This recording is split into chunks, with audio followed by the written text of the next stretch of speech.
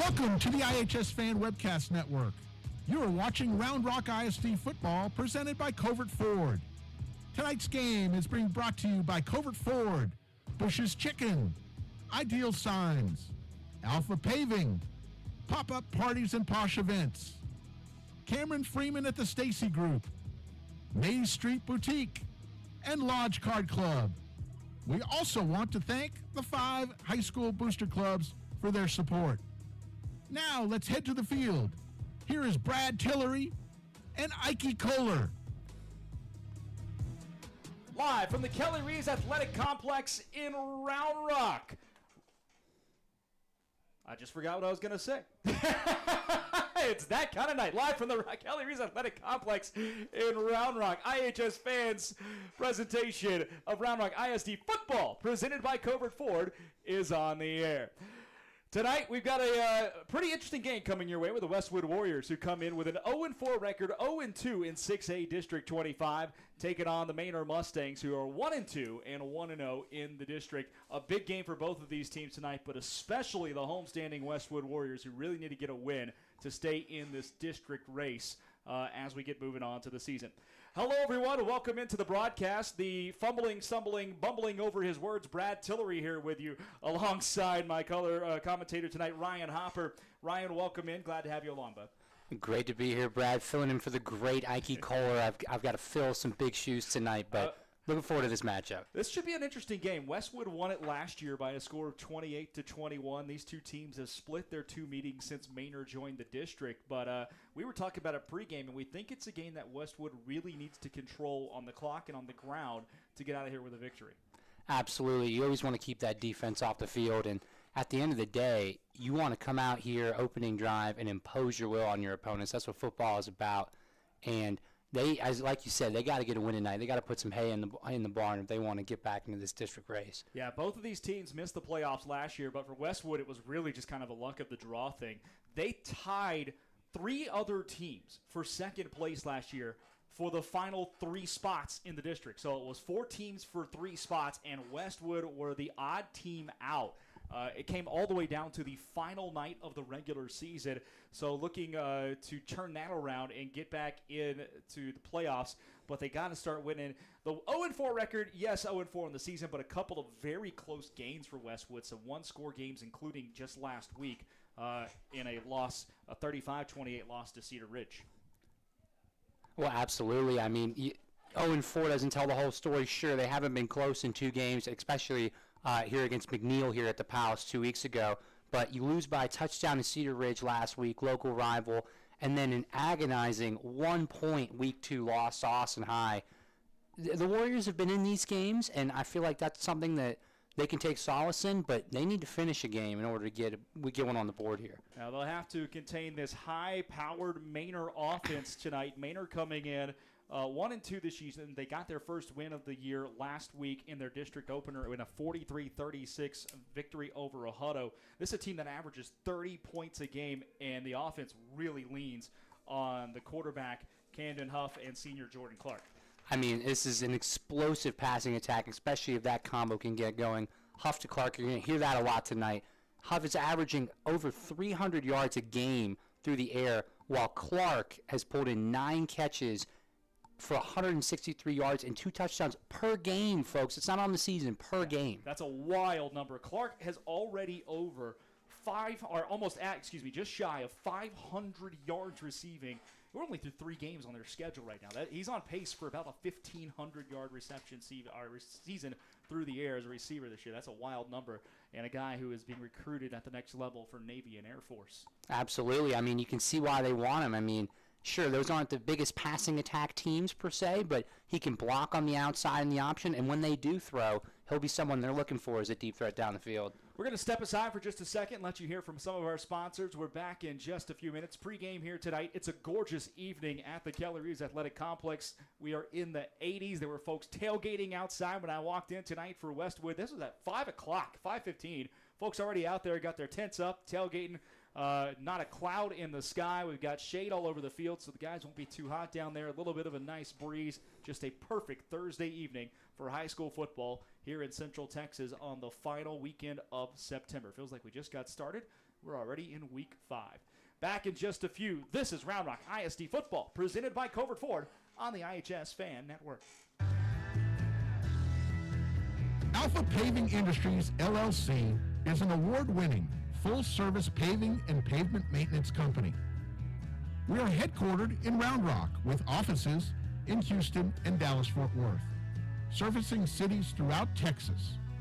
In an industry typically known for its lack of professionalism and customer service, Alpha Paving Industries was founded with a vision to provide Texas with a trusted, dependable paving contractor that delivers a strong customer experience, meticulous project management, utmost professionalism, and quality workmanship. In 2013, Alpha Paving Industries, LLC was awarded the City of Austin Small Business of the Year Award for its outstanding service in the City of Austin, and was recognized this year as a top contractor with 4constructionpros.com. These awards are a testament to how we do business with all our customers. If you're looking for Texas's most dependable asphalt paving contractor, contact Alpha today. The Lodge Poker Club is a members-only card club offering a wide range of daily and tournament gameplay. In Round Rock, just off exit 251 on I-35, the Lodge now boasts the largest card room in Texas with 82 tables, comfortable chairs, and 40 75-inch TVs. The Lodge provides fully trained dealers and on-site security with state-of-the-art camera system to ensure the comfort and safety of our members. Open 24 hours a day. More information at thelodgepokerclub.com or call us at 512-614-4045.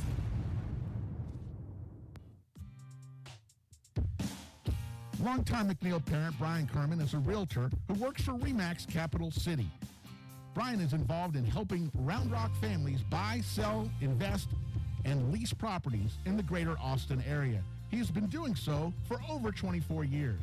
As a thank you to the community, he will be honored to donate $1,000 to your favorite booster club or other 501c3 if you use him and you close on a property. We hope you will contact Brian for all of your real estate needs at 512-921-4490 or at briankerman@remax.net. Bush's Chicken is a proud supporter of area schools, athletic programs, and booster clubs. With stores in Cedar Park, Round Rock, Georgetown, both North and South Austin, and our newest store serving Pflugerville and Hutto, Bush's serves the Texas standard in real hand-battered fried chicken and crispy tenders, tasty rolls, and that famous Bush's sweet tea. Bush's Chicken, proud supporter of area schools, athletic programs, and booster clubs. The Texas standard, Bush's Chicken. It's good, good, good. Interested in or looking for a home in the premier 55 and better community of Sun City, Texas? Trust the Stacy Group and realtor Cameron Freeman. Cameron specializes in buying and selling new and resale homes in the active adult Del Webb community in beautiful Georgetown, Texas. Contact realtor Cameron Freeman at the Stacy Group today with a text or call to 512-740-1836 to learn more. In the heart of Austin, there's a name that reigns supreme, Covert Ford. For over 114 years, Covert Ford has been driven by the community, offering unbeatable service and a wide selection of vehicles. From the rugged F-150 to the iconic Expedition, Covert Ford has the perfect ride for every journey life offers. Visit Covert Ford Austin, where community drives us. CovertFord.com off Research Boulevard. Join the Covert family today. Are you looking for a little something extra to get your business noticed? At Ideal Signs, they specialize in custom signage and large format digital printing in a variety of media. Their in-house design department can work with you to create custom artwork to your specifications. They'll work with you to conceptualize, design, and produce any custom projects or idea that you might have. Call 512-930-7446 or visit signsforsports.com. Ideal Signs, family owned and operated since 1969. Visit Maze Street Boutique in Round Rock for all your shopping needs. Whether you're looking for a special gift or that perfect outfit that everyone will love, we have you covered. Come visit us in-store or shop us online at mazestreet.com. We appreciate your business and thank you for shopping local. Are you ready to take your celebrations to the next level? Imagine luxury indoor sleepovers that bring the magic of glamping right into your home, or a plush picnic party that brings elegance and charm to your outdoor space. Whether you're planning a birthday bash or a simple get-together with friends, Pop-Up Parties and Posh Events is here to make your dreams come true for any special occasion. Our event planning services will ensure every detail is perfect, leaving you free to enjoy the moment. So let Pop-Up Parties and Posh Events turn your next celebration into a memorable masterpiece. You are listening to the Horn Webcast Network, powered by iHSFAN. If you're interested in advertising on or privately supporting this webcast, please reach out to us on Twitter at iHSFAN. All audio rights of this webcast presentation belong to iHSFAN, and any intent to rebroadcast or retransmit must have express written consent from iHSFAN.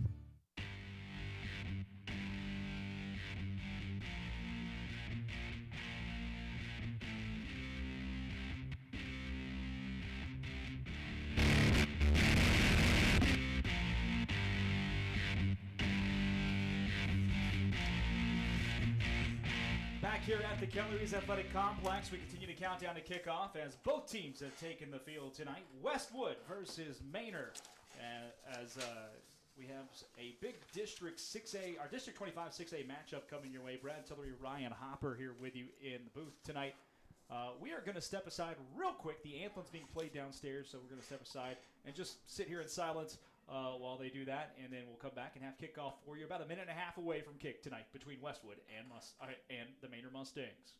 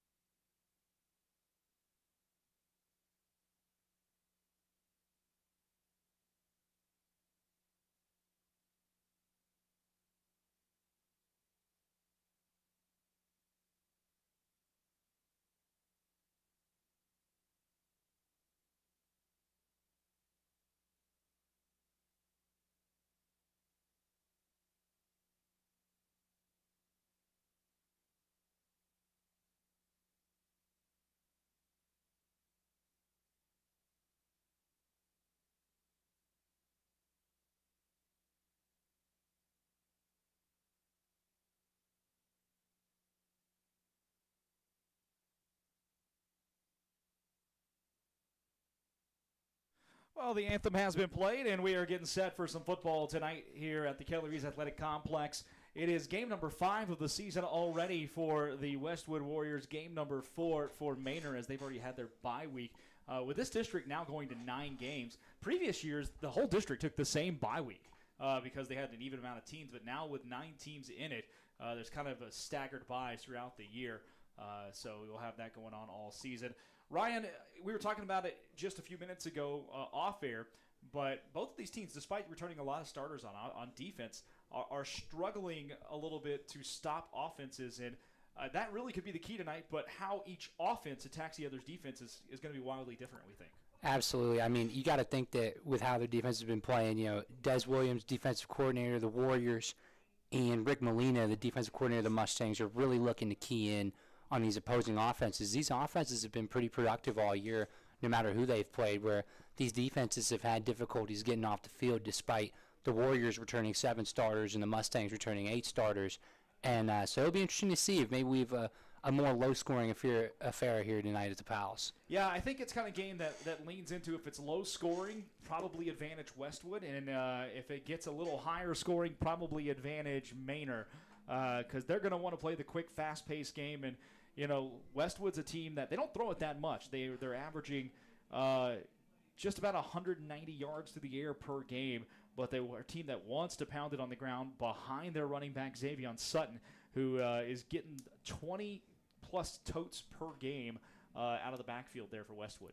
And with a large sample size, it's a testament to the back that he is, that despite 20-plus carries a game, he's getting over 4 yards a carry. That's productive. That's going to be very helpful in this Warrior offense, staying ahead of the chains, getting second and thirds and manageables instead of second and thirds and long, where possibly they could get into trouble.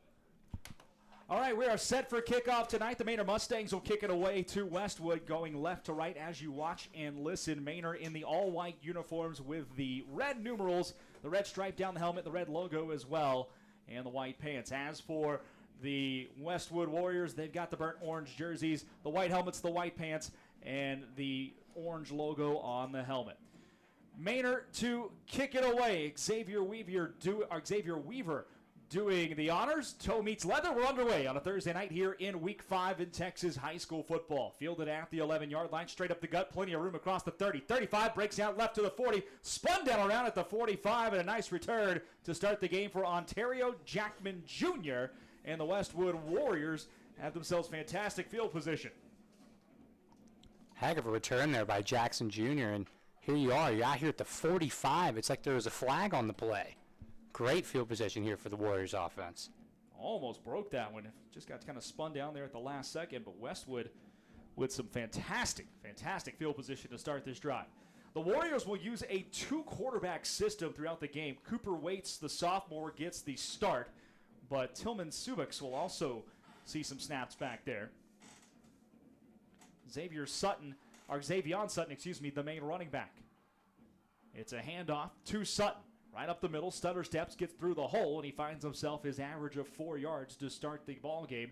He's going right at 4.3 yards per carry this season. Well, that's what we were just talking about, Brad. I mean, there you go. Now you have 2nd and 6, opens up the whole playbook for the Warriors here. Tied in on the left side of the formation, 2 receivers right. Rolling out to his right to throw is Waits, and he finds a man open. That's enough for a first down into Manor territory. Drew Norrell comes down with the reception and pushed down at the 43. Nice little easy, safe pass to a wide open receiver. And Westwood quickly into Manor territory to start this ball game. First and 10 from the Manor 43. Waits sends a man in motion. That's Colton Case going left to right. And they will look for Case on the inside screen, but it's batted down behind the line of scrimmage, and it's incomplete. Eddie Robinson, one of the most highly talented prospects on this field, coming off the defensive end, number 10 in white. Big play there. He was all over the screen. Yeah, Robinson being recruited by several Division I schools. Even got an invite to go check out the Texas game earlier this year over in downtown Austin. Doesn't have a commit date yet or anything like that, but he's got some pretty big offers and schools looking at him coming his way. 2nd and 10 now for Westwood. Man in motion right to left. Waits to throw again, and looks like timeout called right before the snap went live. And head coach for Westwood, Anthony Wood, not too happy with what he saw. Early in the first quarter, just underway, 11:18 to go. No score between Westwood and Manor. The Westwood Warriors, great field position to start this drive, and really a nice set of play calling. I think throwing the ball a little more than I expected coming out of the locker room here to start the ball game. Absolutely, but on their most productive passing play, that 10 or 11 yard pass, it was play action. It was a bootleg. They're going to try to sell out on the run, the Mustangs are on defense, and Westwood knows that, and that's what they're looking to exploit tonight. I'm not sure what's going on with the cheerleaders tonight down here for Westwood. They all have like Hawaiian shirts on. I don't think I've ever seen this from a cheer squad here in Texas. I mean, they're clearly buying into the student section theme yeah, there's here. a whole theme. Yeah, you know what? You picked up on it. That's right. There's a whole theme down here with the student section all wearing Hawaiian shirts. I appreciate this. I can get behind this. Quite a few. looks like a luau down there. That's my kind of student section right there. Pour some virgin Mai Tais, and you'll be good to go. Absolutely. Double stacked receivers on each side. It's a handoff up the middle. Big hole to work with, and tripped up, man, just before he started to bust down open. Xavier Sutton down to the 36-yard line, picks up 7. It'll be third down and a long 3 here for Westwood from the right hash mark. I feel like this could be 4-down territory here if they get a couple, but I don't quite get it. I would think so. Linebackers creeping up here. Coach Wood changing the play at the line of scrimmage as everybody checks with him. Now they're set. Looking to throw left on the inside. Slant. It's incomplete. Intended there for Therese Harrison, but it was thrown just a bit behind him. Here comes fourth down and about 3.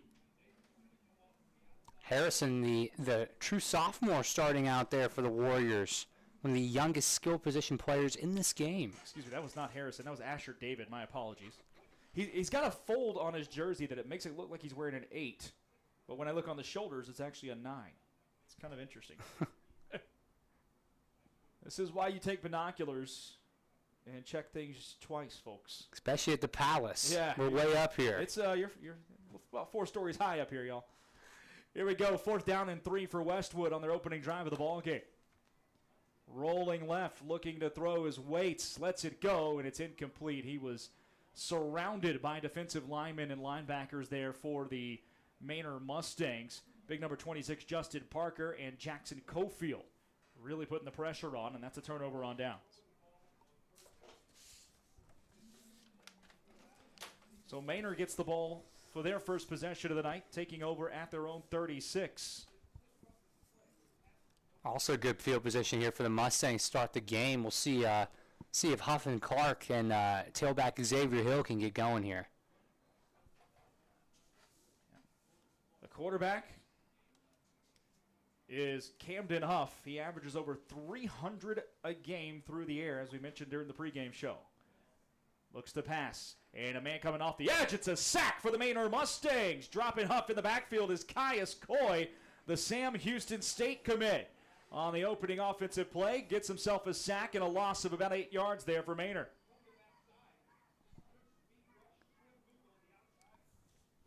Good rush from Coy. He was not fooled by the play action there. He knew he had help on the inside, kept going for the quarterback. Good play. Trip receivers to the right. Now they'll all move left. Bunched right near the tight end on the left side. There's a handoff to Xavier Hill, the lead running back for this Manor Mustang offense. He picks up 2. Well, so far, barring a 3rd and long conversion, the defensive coordinators we mentioned pregame got to be liking what they see so far. Well, we got an injury down on the field here for Manor. And hopefully the young man will be okay.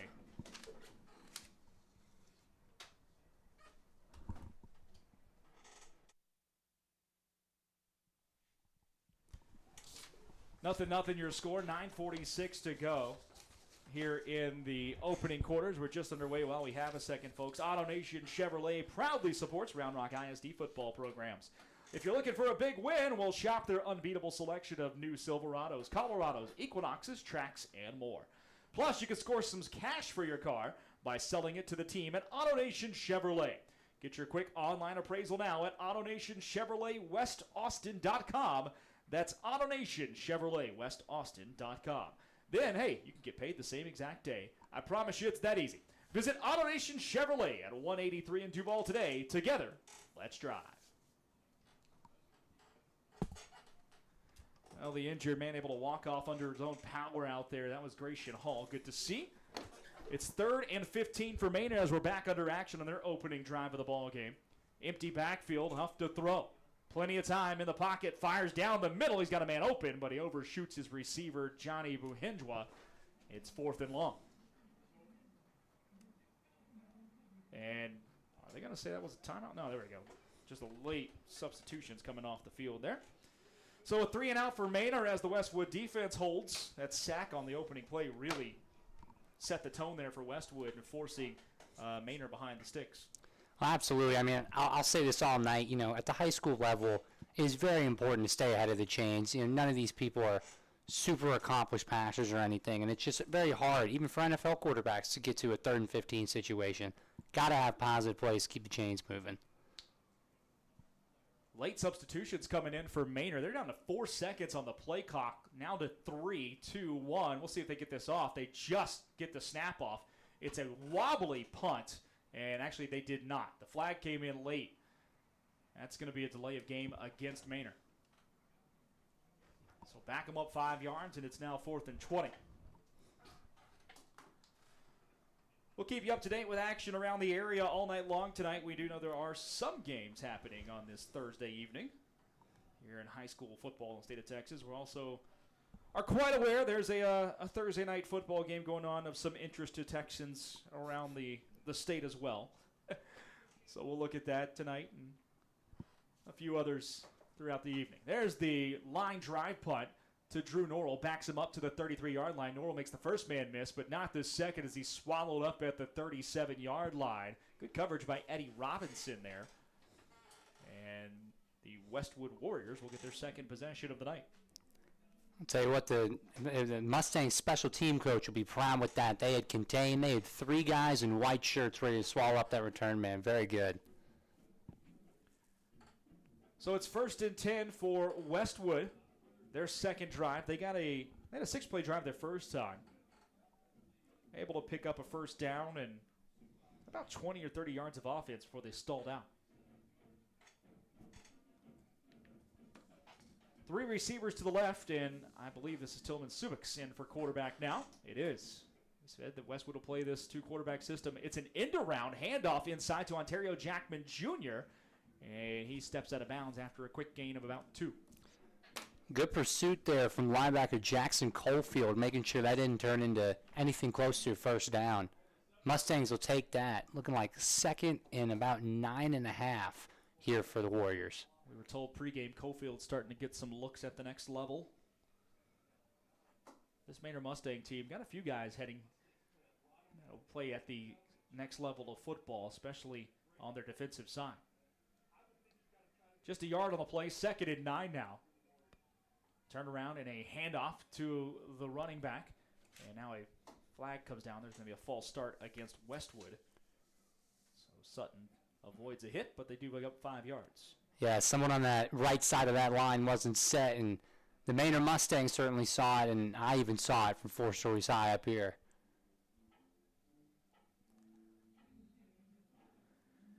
It's now 2nd and 14 for Westwood.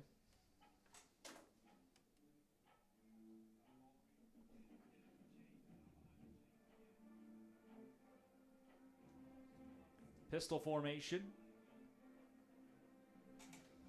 There's a handoff up the middle, stutter step, and into the pile for a gain of about 3 yards goes Xavier Sutton. 3rd down and 11 now for the Warriors.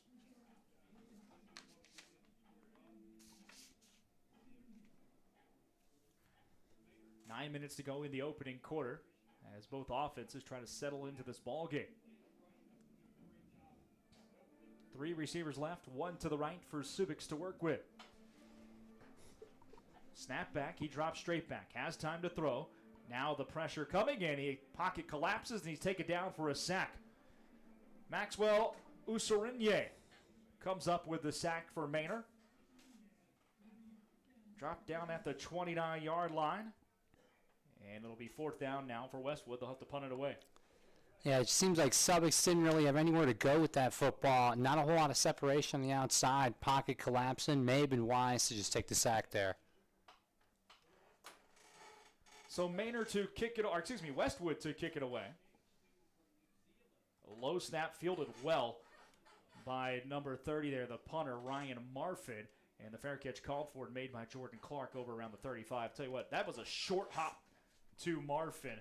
He did a really nice job to field that and get it away. He looked like a shortstop or a second baseman out there, Brad. That was tremendous, because sometimes that happens and it can be, that goes past him. That's an unmitigated disaster here for the Warriors early.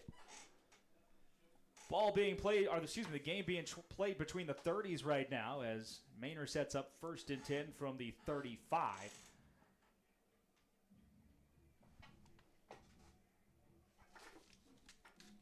This Mustang team can be explosive. Cam Huff, the quarterback. Junior sends his receiver in motion and will hand it off up the middle. Nowhere to go, though, for Xavier Hill. Stuffed right at the line of scrimmage. And it was big number 5, Caius Coy, putting the shoulder to him. Just a gain of 1 on the play. You hear that name a lot, folks, tonight. Coy, very good defensive player. Very good stop in the run. Already made a couple plays tonight. 2nd and 9 now. Trip receivers to the right, 1 to the left for the Manor Mustangs. Huff to throw to the left side. It's a bit too tall for his intended receiver. Incomplete. Looked like Jacob Bermeo was the intended receiver. It's now 3rd and 10, or 3rd and 9. If Manor can't get their passing offense going, then you have to question how they're going to really be able to move the ball, because like we said, they are a team that likes to air it out. Absolutely. I mean, folks, for context, their tailback is almost twice less the yards as their top receiver this season. Straight drop back pass. Rush coming. Nowhere to go for Huff. Able to get it away at the last second. Juggled and caught. Inbounds at the 42 by Jordan Clark. He's short of the first down. A flag is down on the play as well. We'll see what we got. Heck of a throw and catch, even if it wasn't for a first down. Clark's first catch tonight. You'll also hear that name a lot tonight, folks. Looks like they might be talking to head coach Anthony Wood down here for Westwood and giving them the option. 4th and 3 or 3rd and 14. I think he's going to back them up. Interesting. Illegal procedure is the call, and he will take the down. Or he's like take the distance instead of the down. Interesting call. Well, though, like you said, though, the game's being played between the 30s. You back them up. You assume the Mustangs are passing. You get an incomplete pass. That's a net 16, 17 yards. That tells me he likes the way his defensive line is playing right now, because the pressure's been able to get there in these first couple of drives against the quarterback, Cam Huff. Absolutely. Mustangs can't get any of the deep patterns going if the quarterback doesn't have a pocket. It is 3rd down and 14 now for the Manor Mustangs. Burn Orange faithful are at their feet. Blitz coming off the edge. Huff able to get rid of it, and it's incomplete. I didn't quite see who got the pressure there. It looked like it was the cornerback on the cornerback blitz, Josh Hansen, getting in to force the bad throw away. Yeah, the protection was not adjusted there. Free shot at the quarterback, never what you want on any down, especially not on 3rd and long when you're trying to hit something down the field. He tried to find Xavier Hill coming out of the backfield, and just with a quick pressure forced it out. So it's now 4th and 14. Manor to punt it away, as each team has had to punt at least once tonight. This is Manor's 2nd. Ronzel Woods kicking it away here. Woods receives the snap, puts a boot to it, a high spiraling punt that sends the receiver back to the 24-yard line. And a fair catch called for and made by Drew Norrell.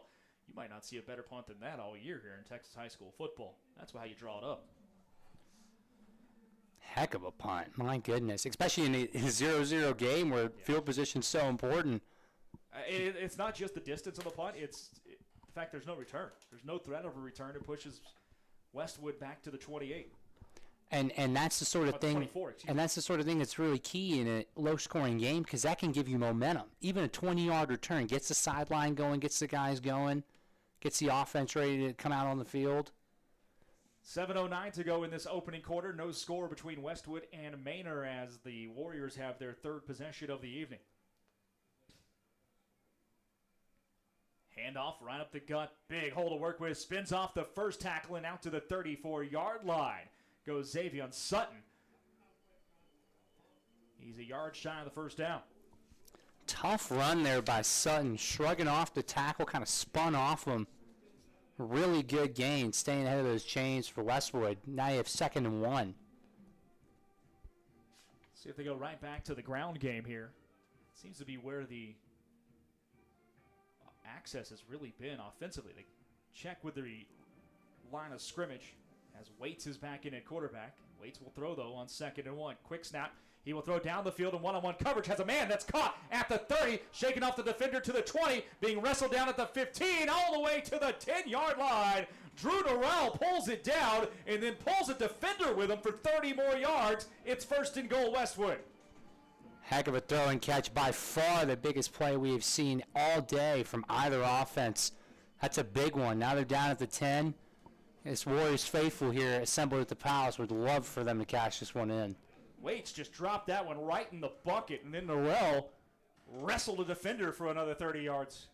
It was good recognition by Waits, too. He saw that single coverage in the slot. That fade route works every time.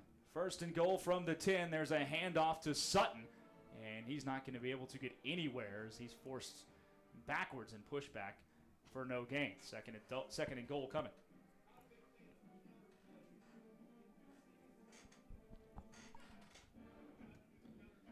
Westwood band down to our right. Getting the crowd into it. The Virgin Mai Tais will be flowing in the student section if they can punch this one in here. The key word there, by the way, is the Virgin Mai Tais. We do not. Absolutely, it's a family show. Family show, family friendly. 2nd and 10. It's a school night too. Yeah, exactly. We got test on Fridays. Tight end set on the left side of the formation. Waits to throw. Flush down to the pocket. Now we'll let it go. Inside slant. It's incomplete. Looking to connect with Norrell again. 3rd and goal coming.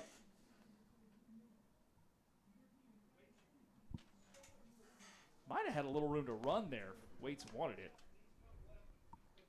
Cooper Waits, though, I like the arm and the decision-making you see for the sophomore here. Only a few games into high school career. Absolutely. I mean, they got him splitting time with Subbix, the junior, and you understand that, but Waits has thrown for over 100 more yards this year. He's completed less than 50% of his passes, but when he has completed them, he's been looking down the field. 4 touchdowns on the year to 2 interceptions. 3 receivers left, 1 to the right for Waits to work with, and timeout called by Westwood. That is their 2nd used already in this ball game with 5:07 to go in the opening quarter. No score, but the Warriors knocking on the door. It'll be 3rd and goal from the 10 once we come back from the timeout.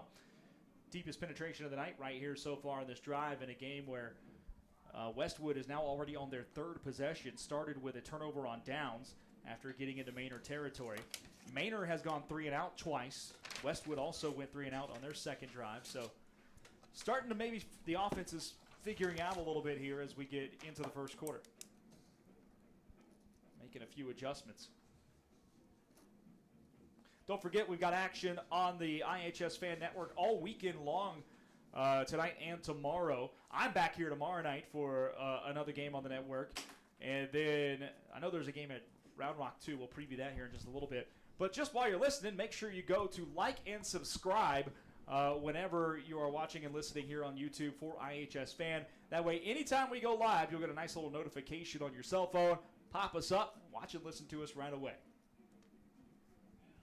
3rd and goal from the 10. Westwood looking to punch one in and get an early lead here as they look for their 1st win of the season. Waits to throw, drops back, blitz coming, lets it go inside, and it's incomplete, but a flag comes down. Tried the bubble screen inside to Norrell, and to tell you what, if they would have completed it, might have worked because Manor brought the house. Yes, they did. Everything but the kitchen sink. I believe 6-7 guys, very aggressive on 3rd and goal from the 10. You'd think they'd just sit back and zone there. It's going to be illegal procedure against Westwood. Penalties decline, so 4th and goal coming from the 10. We'll see if Westwood goes for the field goal attempt. Looks like they will. Josh Jack is the kicker.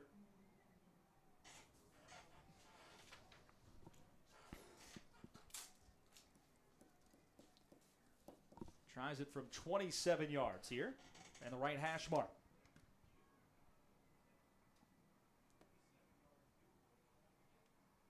Snap is called for. It is down. The kick is up. It's got the leg, and it's good. With 4:58 to go in the opening quarter, the Westwood Warriors take the lead on a 27-yard field goal from Josh Jack. 3-0 your score in favor of Westwood.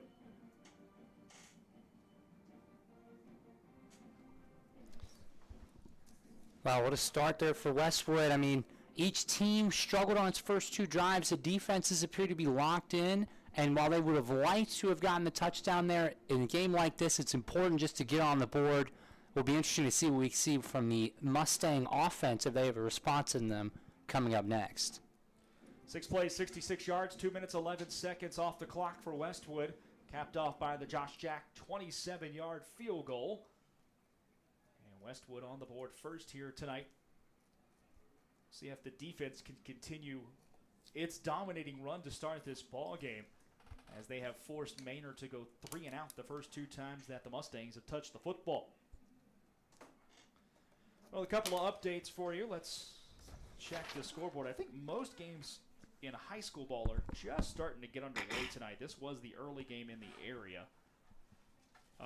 Let's see. We do have one score. Temple leads Colleen Shoemaker 9-7. That game late in the first quarter. Other games tonight, Dripping Springs takes on Aikens down at Berger Stadium. Austin Eastside takes on Travis, and Liberty Hill will face Navarro. Crockett against Connolly tonight over at the field. And then everything else is tomorrow. College football going on right now in Philadelphia. The Army Black Knights leading Temple 14-0 in the second. Army with the football there as well, as they are driving again. That rushing offense, can tell you what, Army and Navy both have figured out how to throw the ball a little bit this year. It's a little weird. And very weird, considering the triple option offenses that they run. My dad, former tailback at Army, isn't necessarily thrilled with these developments. Also, real quick, up in East Rutherford, the Giants lead the Cowboys 3-0 on Thursday Night Football. End-over-end kick, that will be fielded at the 16-yard line. Big hole to work with, a lot of room. Makes the, just getting ankle tackled, was Ronzel Woods. He was about one step away from breaking one. Instead, he's taken down at the 38. And, folks, we understand that, it's a big Thursday night in Texas with the Cowboys on, but whether you're here with us because you're a fan or alumnus or a parent of either one of these teams, or you're with us simply because you don't have Amazon Prime, we appreciate you tuning in. We do.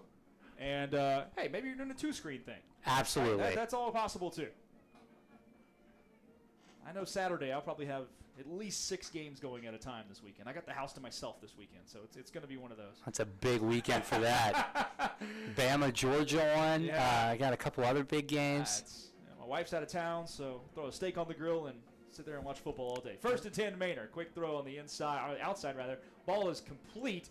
Dancing around, then stepping out of bounds is Jordan Clark. Gain of about 5 on the play. Heck of a move by Clark there. Juked a man out of his shoes, cutting in and cutting back out to the sideline. Only his second catch of the night. This Manor offense gets going when he gets going for the most part. Got to get him some touches, get him involved. 4:45 to go in the first quarter. 3-0. Westwood leads it. It is 2nd and 5 here for Manor from the right hash. 2 receivers on each side. Huff to hand it off up the middle and nowhere to go. Good tackle in the backfield there for the Westwood Warriors. Let's see if we can catch a number. Look like number 38 making the tackle, which means it's Lemuriel Stogner, the linebacker, junior, stepping in to make the play.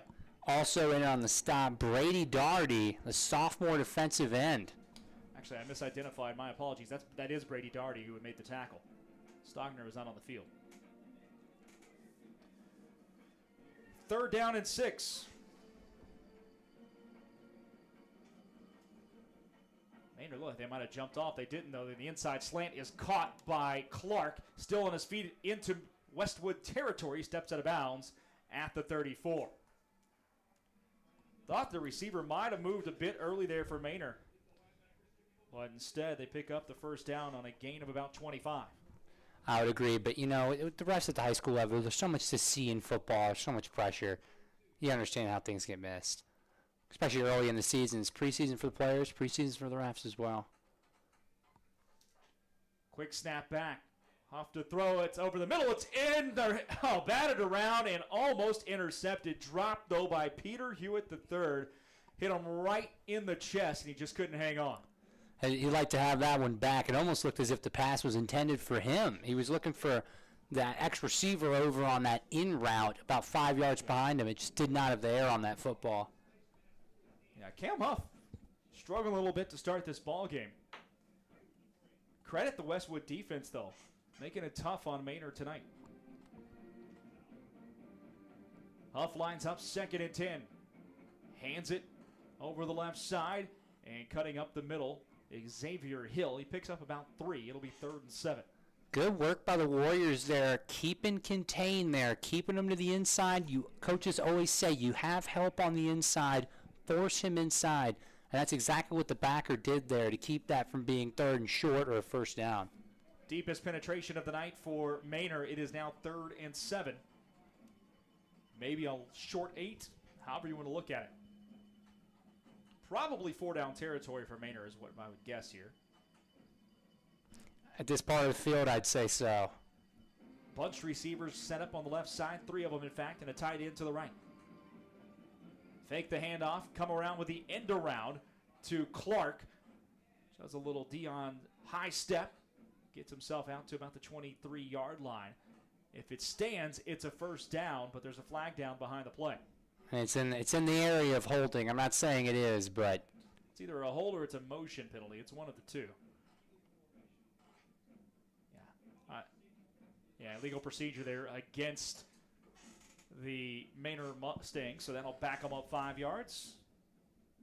Well, it's too bad for the Mustangs, too. Very interesting play call. I was wondering why they didn't have a single receiver split out to the near side of your screen, folks, but they were down to ground and pound. Crafty end around, good play call, had the defense fooled, but got to get lined up right, fellas. You can see they're trying to find creative ways to get the ball to Jordan Clark. Absolutely. Explosive player. Got to do that early in the game. Can't freeze him out. That's when guys get demoralized. 3rd and 13 here for the Manor Mustangs as they set up at their own 37-yard line. Huff takes the snap, throws out the backfield on the wheel route. That ball's caught, made the man miss, and it's a first down. Jordan Clark all the way out to the 24-yard line. Force feeding Clark at this point, and can you blame him? He can make guys miss. We've seen that twice on this drive. Took a wheel route on 3rd and 12 for a first down. You don't see that every day.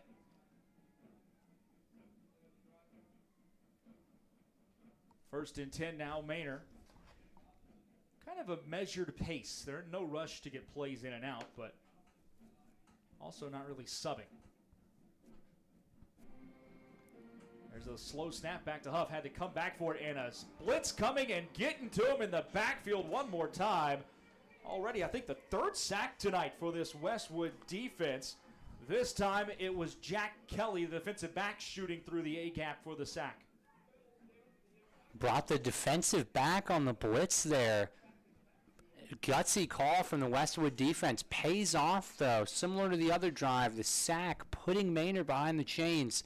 We'll see how they respond with this passing attack. That's the 2nd sack tonight for Westwood. They've also had a few other quarterback pressures, one where I thought Huff was going to go down, and he got the ball off just in time. 2nd and 17 here.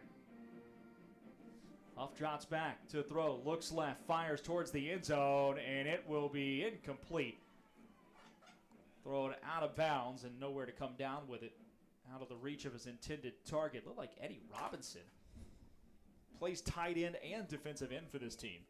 Was the target.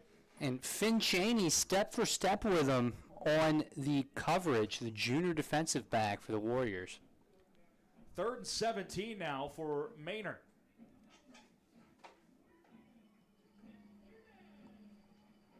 Cam Huff, the quarterback. 2 receivers on each side to work with. Sends his running back in motion. That's Xavier Hill. Huff's going to keep it on the quarterback draw. Makes the first man miss. Shakes and bakes across the 25 to the 20. Spins his way down to the 18-yard line. He'll be shy of a first down, but that makes this 4th and very manageable. Heck of a run there. Another interesting play call on a 3rd and long, staying on the ground despite this passing attack from Manor. I like that play call, too, forcing. It kind of makes you think a little more as the Westwood defense, and also may slow up that rush a little bit on them as well.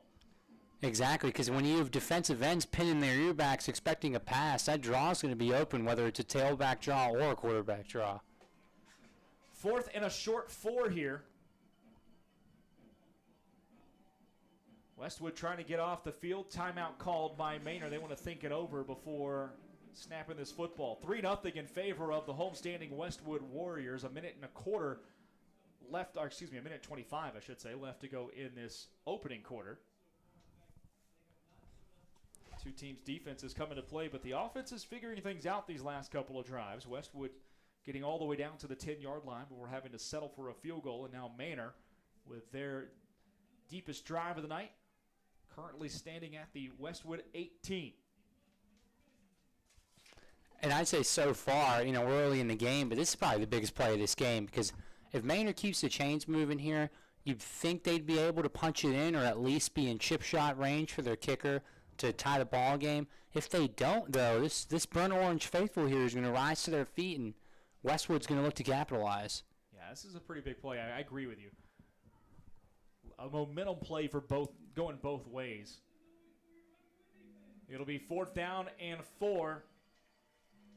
Manor lines up. Xavier Hill in the backfield to the right of Cam Huff.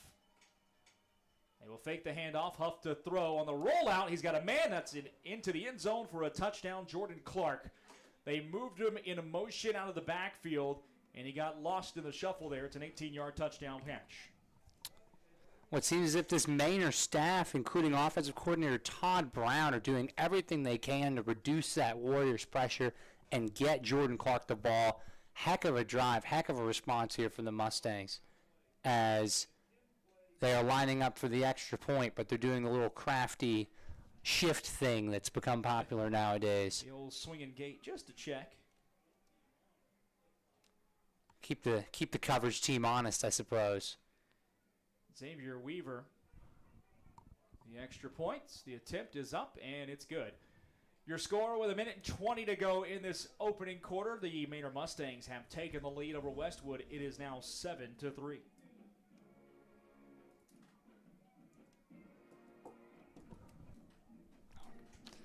And what a night here tonight, folks. Perfect night for football. Breeze, the sun is now down.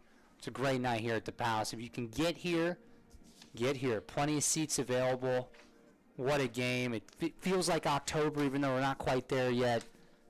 Heck of a time here in Texas. Yeah, I can't lie to you. I traveled for work this past weekend, and I got to chance to go up to Seattle and saw a couple of football games. I went to the University of Washington on Saturday, and I went to the Seattle Seahawks game on Sunday. But more than anything, it was like 68, 70 degrees all weekend. It was perfect. Absolutely perfect weather. If you get a chance, go to UW for a game. It is the most beautiful setting for a football game that I have ever seen in my life. And I've been to the Rose Bowl. I've been to a lot of different places. That place, right there on Lake Washington, absolutely spectacular. But you can see the mountains as well, yeah, right? You can see the mountains. You can see the lakes right there. It's also an incredibly loud venue. Everything is straight up. So, and you're right on top of the action. It's, and like I said, I've been to some of the loudest stadiums in college football, and that ranks right up there. So I was thoroughly impressed with the UW Huskies atmosphere there on Saturday. Well, speaking of loud stadiums, at the Meadowlands, Rico Dowdle has caught a 15-yard pass from Dak Prescott, 7-3 Cowboys.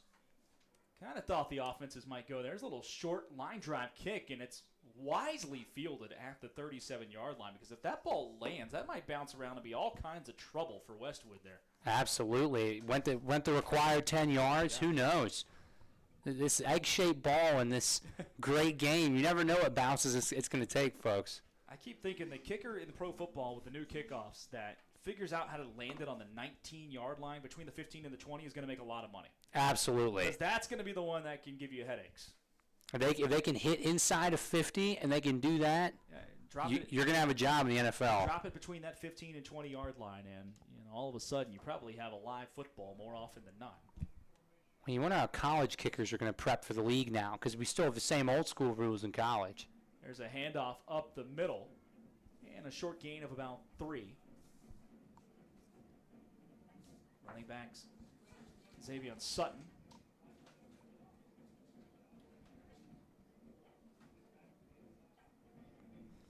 Sutton, the senior, out of the backfield here. Waite stays in at quarterback for this drive after rotating the first couple. 2nd and 7 for Westwood. Waits to throw. Looks near sideline. He's got a man. That's caught on a slant over the middle. Flag comes down behind the play, but into Manor territory goes Therese Harrison. We'll see if it stands. This flag may be away from the play, though. It's certainly not in the area of holding or anything near the backfield. The only thing I think it might be is a pick. That's. Oh. Might have thought there might have been a little rubber out there. Drew Norrell's got his arms up like, what did I do? And I think that's the call. And Coach Woods pleading his case on the sideline, too, to the side judge. Yeah, this is going to go against Westwood. Harrison was wide open on the inside slant there. That's a big one, because that was the Warriors' second biggest play all night besides the fade route. They picked it up. No flag. Oh. First down Westwood into Manor territory at the 48-yard line. So a 12-yard gain. As the cowbells ring out here in the home section, Burnt Orange Faithful is hyped up for their Warriors, seeking their first win on the year tonight. 30 seconds left to go in this opening quarter. Westwood trails 7-3 to Manor. As I forgot to update the scoreboard. My fault there, folks. Got it updated now. We are men of many hats up here in the booth. Ryan's over here checking scores for us and running camera, making sure that you can see all the action. I've got audio levels and also keeping up with the scoreboard and trying to keep an eye on some other things too. So, doing my best here, folks. Don't have a lot of camera experience, don't have too much car experience. Yeah, just trying to help out. I thought they might have misspotted this ball. They did. They're officially down to the 42 and not the 48. That's a big discrepancy there. I mean, it didn't look like you went down to the 48 when I first saw it, but it makes more sense now. So it's an 18-yard gain, and the Manor head coach, James Keller, not real happy with the adjudication of the rules right now. But here we go. Back in play with 26 seconds to go in this opening quarter. A long first quarter here at Kelly Reeves tonight.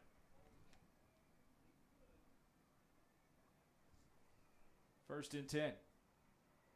Waits with the handoff over the right side. Big hole to work with. Down the sideline to the 25 before he's wrestled out of bounds. A nice run by the running back, Xavier Sutton. And that's going to be about 16 more for the first down. See if Westwood decides to let this clock roll. They set the ball. Well, sometimes I forget how clock rules work in high school ball, so actually they have to get one more snap before the end of the quarter since he was forced out of bounds. Sutton stays in the backfield. They will hand it to him again. Dances around, now cuts back to the middle. Room to run to the 10, and he'll be knocked down just shy of the 10, but another first down run for Xavier Sutton and the Westwood Warriors. 15 on the game. And that will end the opening quarter of play. We are through 12 minutes, and we got a pretty good football game coming your way right now. Manor 7, Westwood 3. Back with the second quarter in just a second. This is Round Rock ISD Football, presented by Covert Ford on the iHSFAN Network. In the heart of Austin, there's a name that reigns supreme, Covert Ford.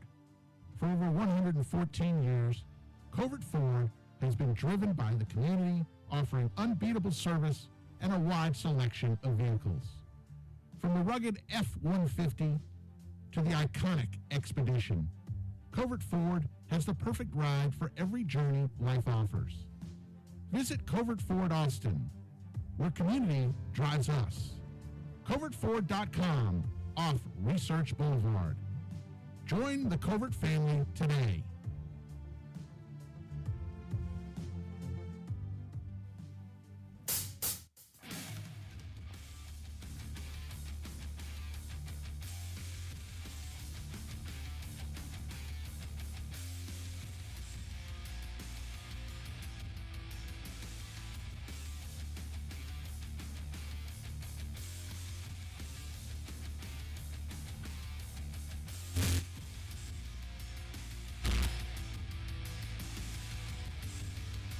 Back here for the second quarter as the Manor Mustangs lead 7-3 over Westwood, but the Warriors are driving. Doing a lot of work on the ground here on this drive. It'll be 1st and 10 from the 11 for Westwood as they now head towards the south end zone to our right. As you watch and listen, Brad Tillery, Ryan Hopper here in the booth with you today. 1st and 10 Westwood. Let's see if they stay with Sutton on the ground. They do. Up the middle he goes. A patient run, but nowhere to go this time as he's dropped at the line of scrimmage. No gain and a nice tackle there by Jackson Cofield. Cofield made a few plays tonight. He's been good on pursuit there, leading that linebacker core, the senior. That's why we've heard he's gotten some college interest now. 2nd and 10. Westwood can get a new set of downs if they can find the 1-yard line.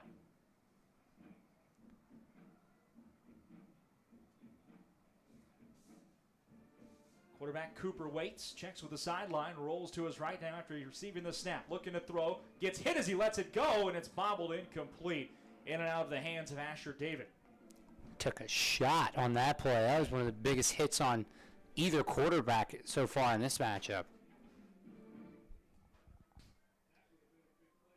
3rd down and 10. Ball at the left hash mark here for Westwood.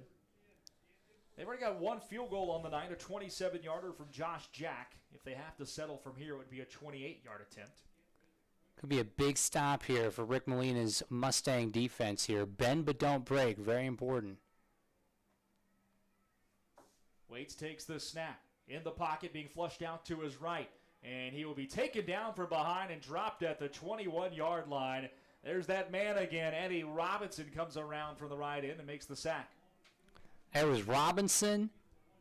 It was Cofield. It was a slew of Mustangs there. They've been getting pressure all night, and now you're faced with the decision: do you trust in the kicker now from about 36 yards?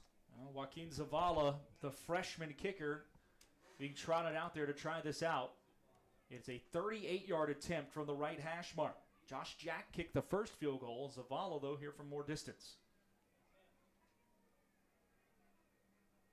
Snap is back. The hold is good. The kick is up. It's a line drive shot, and it is no good, I think, or is a timeout call. It's a flag down. It had the leg, but a flag came down. It's against Westwood. That'll back them up 5 more, and now you might have to think about a punt here, too. Pooch kick? Yeah, maybe a pooch kick or something, but yeah, that just got over the crossbar as far as distance goes. Are they saying a timeout was called as well? I'm very confused on what's happening right now because the ball is not being moved backwards. Yeah. Looks like Westwood might have called a timeout. The scoreboard showing no timeouts left in the clock. Or, excuse me, no timeouts left in the half for the Warriors with 10:33 to go. So if that's the case, a reprieve for Westwood and another chance at this field goal. The Warriors trail it 7-3 here early in the second quarter.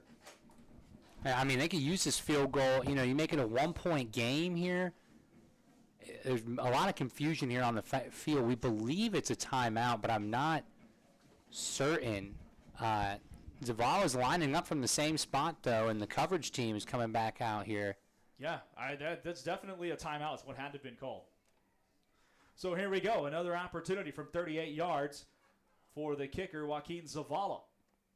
This one is up, a high end-over-end kick. It's got the leg, and it's got the accuracy. A 38-yard field goal from Joaquin Zavala. Booted it through. The freshman did like an old pro, and the Warriors pull within a point. It's now 7-6. Warriors got a kicker on their hands for the high school level. He made that from 38. It may have been good from 48.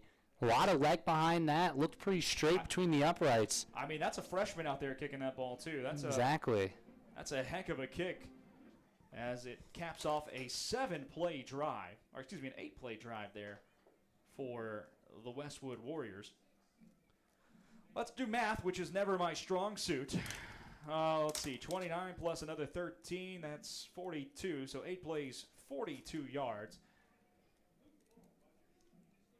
2 minutes and 46 seconds come off the clock on the drive, capped off by the 38-yard field goal from Zavala. 7-6 your score now. Westwood trails it by just a point. And I think if you're Westwood, this is the kind of game you wanted to get into tonight. Low-scoring, defensive-type slugfest, and keep it tight for 4 quarters. Absolutely. I mean, and granted, they're 0-2 in one-possession games this year, but one-possession games at any level of football are bound to regress to the mean. You just got to keep it close with teams, and you're going to win a couple. And I think that's what the Westwood staff wanted to do here tonight. Zavala with a pooch kick away towards the near sideline. It is fair caught at the 26, and probably a smart play just to keep the ball out of the hands of Jordan Clark. Israel Randall able to catch it at the 27 is where they'll officially mark it. So I believe that's the second such kick by the Warriors tonight. They're clearly, and why would you not be worried about Jordan Clark with the playmaking he can make an offense? You let him get a kickoff with some blockers in the open field. Who knows where he could take it? absolutely. So 7-6, Manor with the lead. They have the ball at their own 27 to start this drive.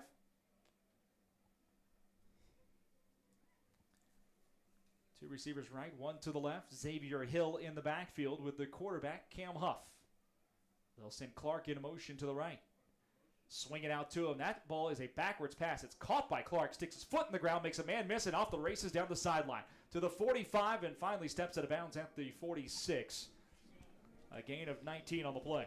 On the rush for Clark. I mean, that putting a guy in motion, it confuses the defense. If it's a zone, they have to communicate. If it's man, you can immediately recognize it's man, usually when there's a guy going with him.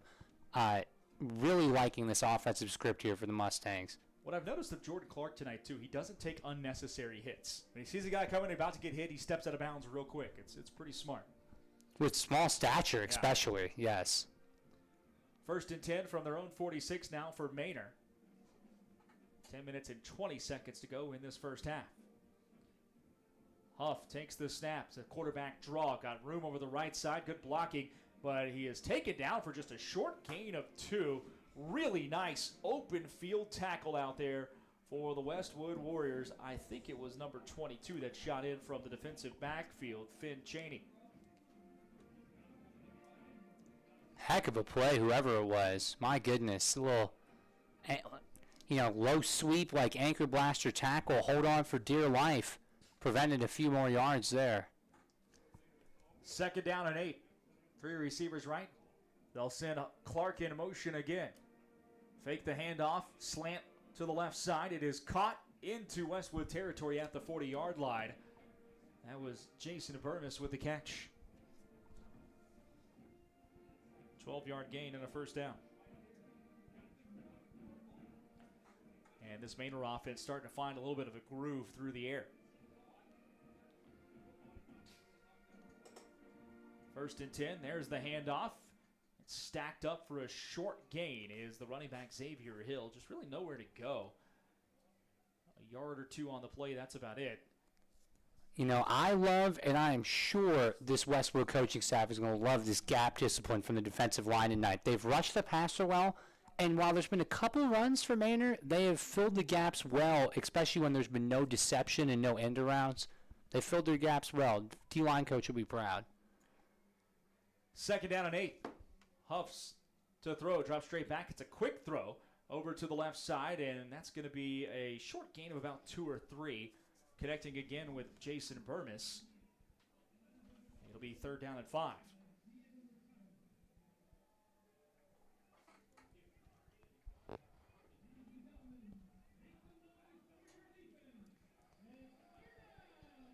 Ball on the left hash mark for the Manor Mustangs on 3rd and 5 here.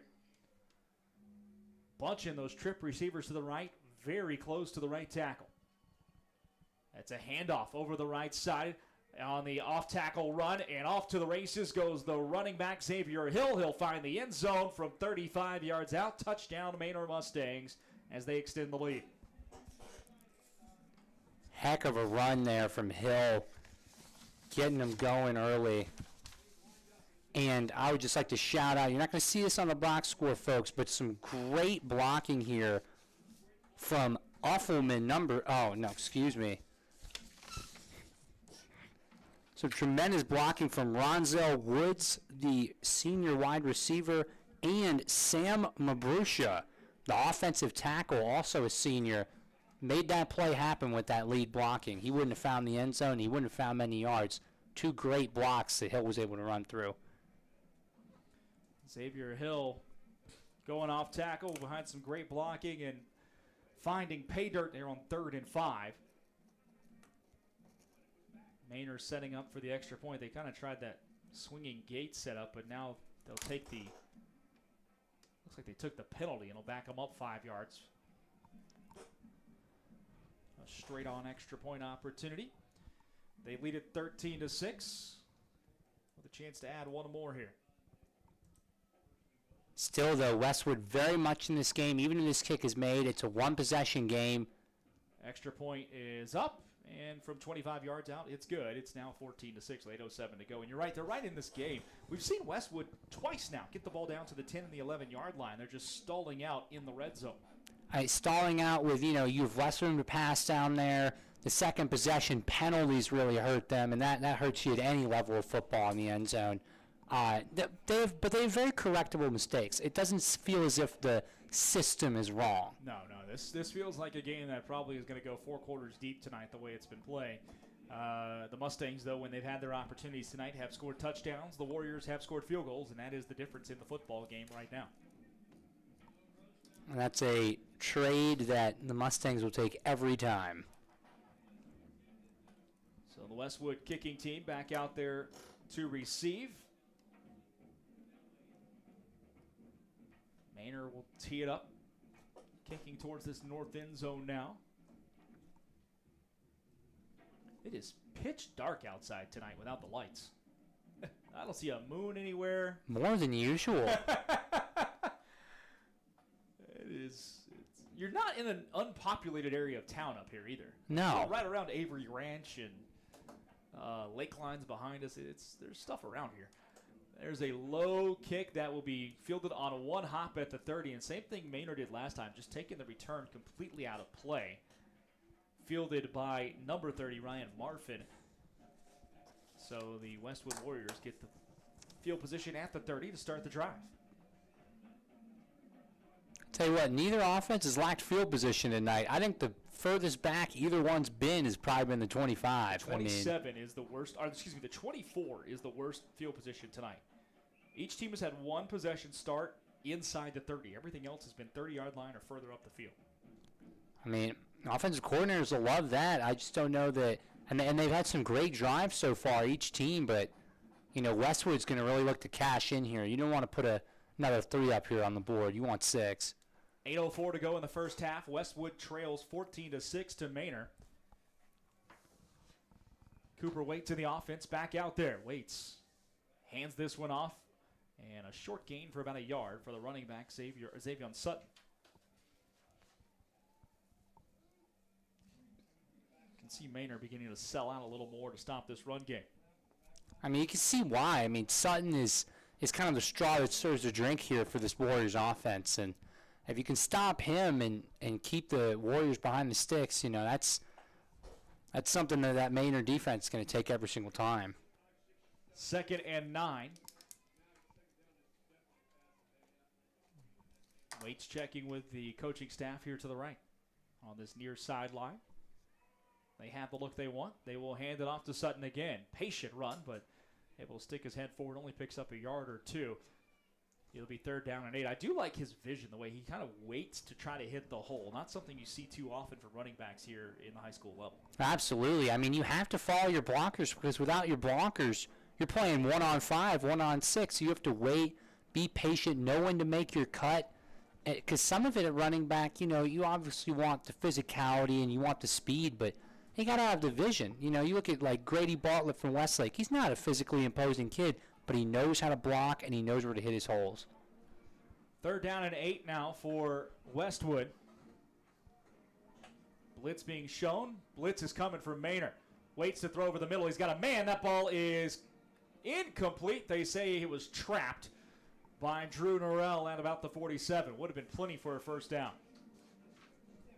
Would have been a big play for Westwood, too. Would have been out to midfield, move the chains. Instead, the Warriors are going to have to settle here for a punt.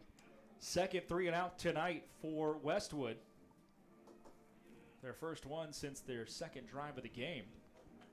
Now, I'd be curious here with the Mustangs getting the ball back. Yes, they're a pass-first offense, but will they think to run and use the screen game more to work some clock here? 6.5 minutes left. I got a feeling they're going to try to go with what's working right now and extend the lead while they can. Rolling to the right, booting it away, a high spiraling punt that's kind of spinning like a top in the air, and it's fielded. And a fair catch by Jordan Clark at about the 31. Those can be the toughest ones to catch because they come down kind of funny. They don't ever turn over. It makes it real tough on the receiver. Hey, AutoNation Chevrolet proudly supports Round Rock ISD football programs. If you're looking for a big win, we'll shop their unbeatable selection of new Silverados, Colorados, Equinoxes, Trax, and more. Plus, you could score some cash for your car just by selling it to the AutoNation Chevrolet team. Get your quick online appraisal now at AutoNationChevroletWestAustin.com. That's AutoNationChevroletWestAustin.com. Then get paid the same day. Hey, it's that easy. Visit AutoNation Chevrolet at 183 in Duval today. Together, let's drive. It's 1st and 10 for Manor. There's a snap back in a end around to look like it was handed to Jordan Clark, and he is sandwiched right at the 30-yard line. Maybe gets back to the line of scrimmage. Caius Coy, the Sam Houston State interested player, the senior defensive end, all over the end around. He saw that from the beginning. Going to go play for Sam Houston. They got a pretty big game. They're playing in Houston this weekend against Texas State at NRG. Wow. Yeah, fun game down there. A resurgent Texas State, too. It blew out UTSA this year. The Bobcats are looking pretty good. Played Arizona State toe-to-toe as well. They did. Inside screen attempt that's incomplete. Thrown a little behind of Johnny Buhinjwa. 3rd and 10. If you like a college football experience, I tell you what, I love going down to Texas State when I can. It's a blast. I've been to Bobcats Stadium for a high school playoff game, but I'd love to see the Bobcats play a Sun Belt game there soon. Been to a couple. It's a good time. 3rd down and 10. Snap back. Looking to throw to the right side. He's looking for the receiver, Jordan Clark. It's incomplete as Huff just floated it out there a bit too far. Kind of came out of his hand weird. And it'll be a 3-and-out for Manor. So the Westwood defense answers right back. And a good hold there. I know of plenty of time on this next possession. And actually, funny, we were just talking about Coy and Sam Houston State. Folks, if you squint a little bit, you'd think Sam Houston State's playing tonight. Yeah, a little bit. Yeah. Same uniform scheme. Kind of looks like they're playing SMU. Yeah, the ponies on the helmets and everything for the Mustangs. Looks good. Yeah, I like it. SMU's got a big home game tomorrow. Their ACC home opener tomorrow against Florida State. That's a funny sentence to say. Low snap. Oh, block almost got there, and then the rusher was cleaned out. But a lot of room to work with for Drew Norrell down the left side. He'll find his way in to Mustang territory at the 43, 44-yard line. So a nice return and great field position for Westwood to start this drive. Best of the day for either team. It's almost as if it was a turnover.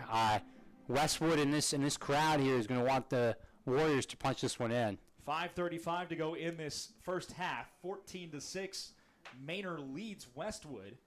But the Warriors with fantastic field position to start this one at their own 43. We'll see how they decide to attack the defense. And just a quick score update from East Rutherford, New Jersey at this break in the action. CeeDee Lamb, 55-yard touchdown through the air from Dak Prescott, is 14-6 in favor of the Dallas Cowboys. We'll check high school scores at the half. And the college game going on tonight, too. Army playing Temple up in Philadelphia. There's a snap, and it's a direct snap to Tiltman Subuks, the quarterback, who was able to come in and try to draw play. Nowhere to go, but a flag down behind the play as well. Looked like one of the linemen. Legal man downfield. No, I don't think so, because it's a run play. Oh, that's right. That's right. This looked like some extracurricular activity back there around the 35-yard line. Tell you what, that Mustang defense, though, all over the design quarterback run. Played through the whistle, too, through Subbock's back, well behind the line. But with forward progress, he got a couple. Dead ball personal foul here makes it a first down for Westwood and moves the ball to the 28-yard line of Manor. That's a big one. It's like Coach Wood is having a little mini conference with his skill position players over here, far away from the play. So he's going to send the play in with them. Maybe some trickery here for the Warriors. We're down to 15 seconds on the play clock. Westwood's got to go. They don't have any timeouts left. Huddling up fast. Tillman Subic stays in at quarterback. We're down to 7 on the play clock.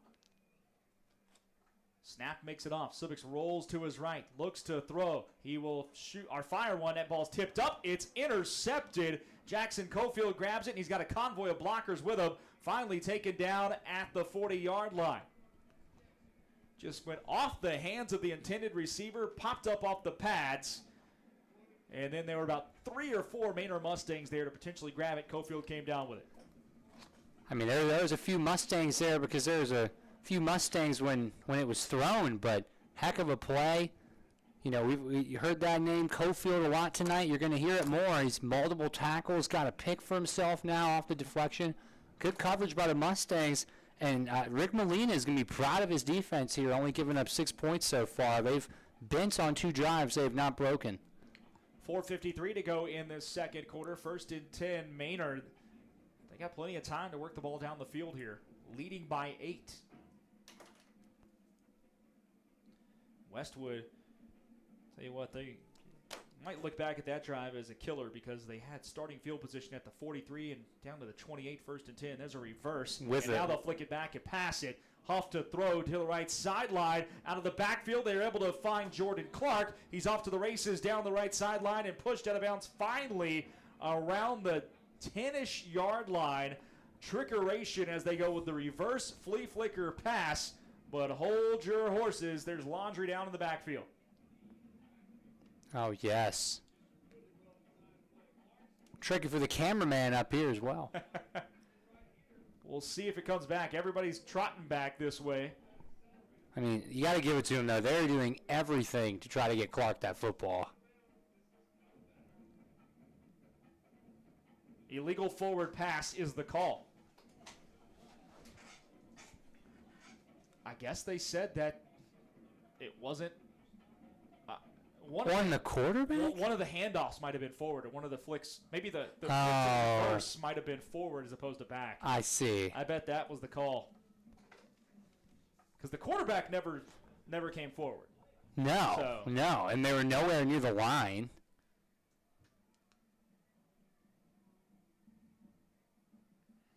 It's a 5-yard penalty and a loss of down. But you talk about hidden yardage.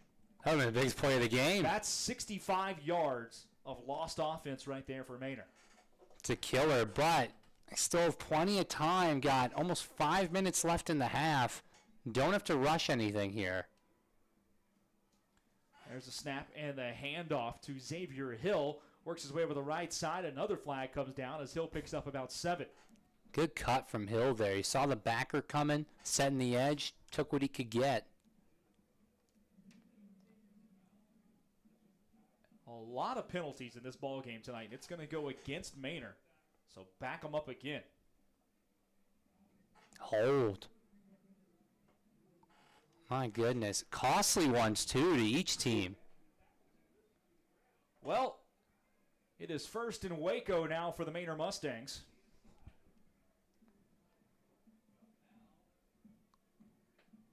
Yeah, first and They're able to. First and San Marcos, at least. Well, they're going north, so. That's right. That's right. Although the direction they're going, honestly, if they can get the first down, they can just open the door to my house since I don't live too far that way. 1st and 25. Rolling to the right.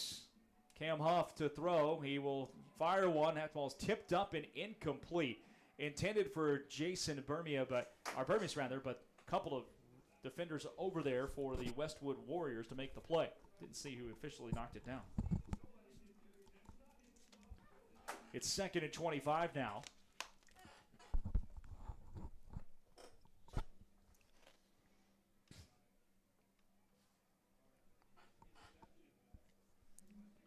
3 receivers right, 1 to the left for Manor. 4:09 to go in this second quarter. Manor still leads it by 8. Huff takes the snap, steps up, throws down the middle, looking for his receiver. It's incomplete. Tried to split the defenders. Johnny Buhenjwa was the intended target, but shot just a couple of yards too deep. Just missed him, too. Buhenjwa was open up the seam there. Would have been another huge gain. Would have had to have been a tackle from the secondary to potentially save a touchdown. 3rd and a quarter of the field to go for the Manor Mustangs. They need the midfield stripe. You know, I think you just go hand the ball off here, maybe smoke screen, tailback screen, get a few back and punt this football. They looked like they were about to hand it to Xavier Hill, and then another flag comes down. My goodness. Officially 20 yards in penalties on this drive so far for Manor, but if you take away what was taken off on the big play, this is about 80 yards or so of lost offense for the Manor Mustangs. I mean, win or lose, Coach Keller in the film room is going to be tearing apart these guys on Monday or Tuesday. Yeah, this is not going to be fun when they do the film work. Or this weekend, if it's a loss. They might have Saturday weight room and film after this. There is the draw play up the middle to Hill, and he's only able to pick up about 3 or 4. Heck of a shoestring tackle there from Caius Coy. I mean, he wouldn't have went for the first or anything. That's big for field position. He probably would have had another 5-10 yards if it was for that shoestring tackle. 3:45 to go in the quarter. Westwood was going to get another shot. Ronzel Woods to kick it away. The punters in this game have been very good on both sides. They have. Especially for this level. Yeah.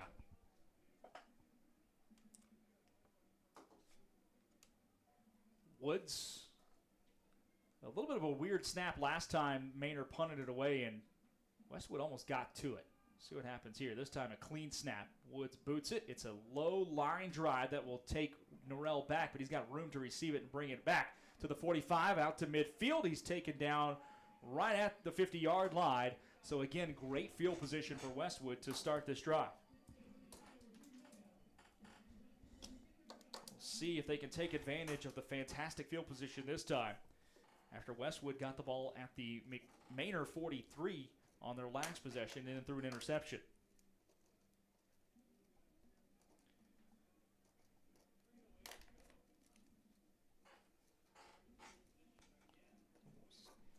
Got an injury down on the field, so hopefully the young man being attended to will be okay. Looks like it's one of the Manor players down towards the near sideline.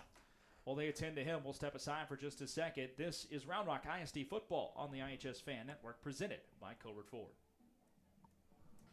Poker Club is a members-only card club offering a wide range of daily and tournament gameplay. In Round Rock, just off exit 251 on I-35, the Lodge now boasts the largest card room in Texas with 82 tables, comfortable chairs, and 40 75-inch TVs. The Lodge provides fully trained dealers and on-site security with state-of-the-art camera system to ensure the comfort and safety of our members. Open 24 hours a day. More information at thelodgepokerclub.com or call us at 512-614-4045.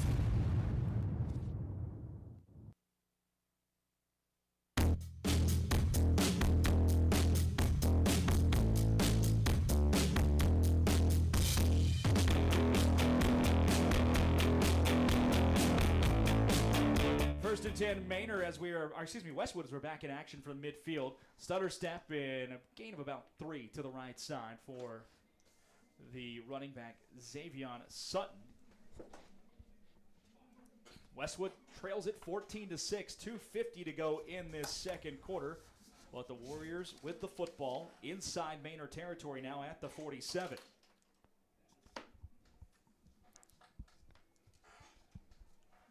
This is a huge drive here. You're beyond midfield, under 3 minutes. You don't have to change the playbook up yet. Just be mindful of the clock. Straight snap back, waits to throw, floats one down the right sideline, and it's just a little too far for Drew Norrell, his favorite target. Just missing by about a yard there. Cooper Waits had a step on the defender.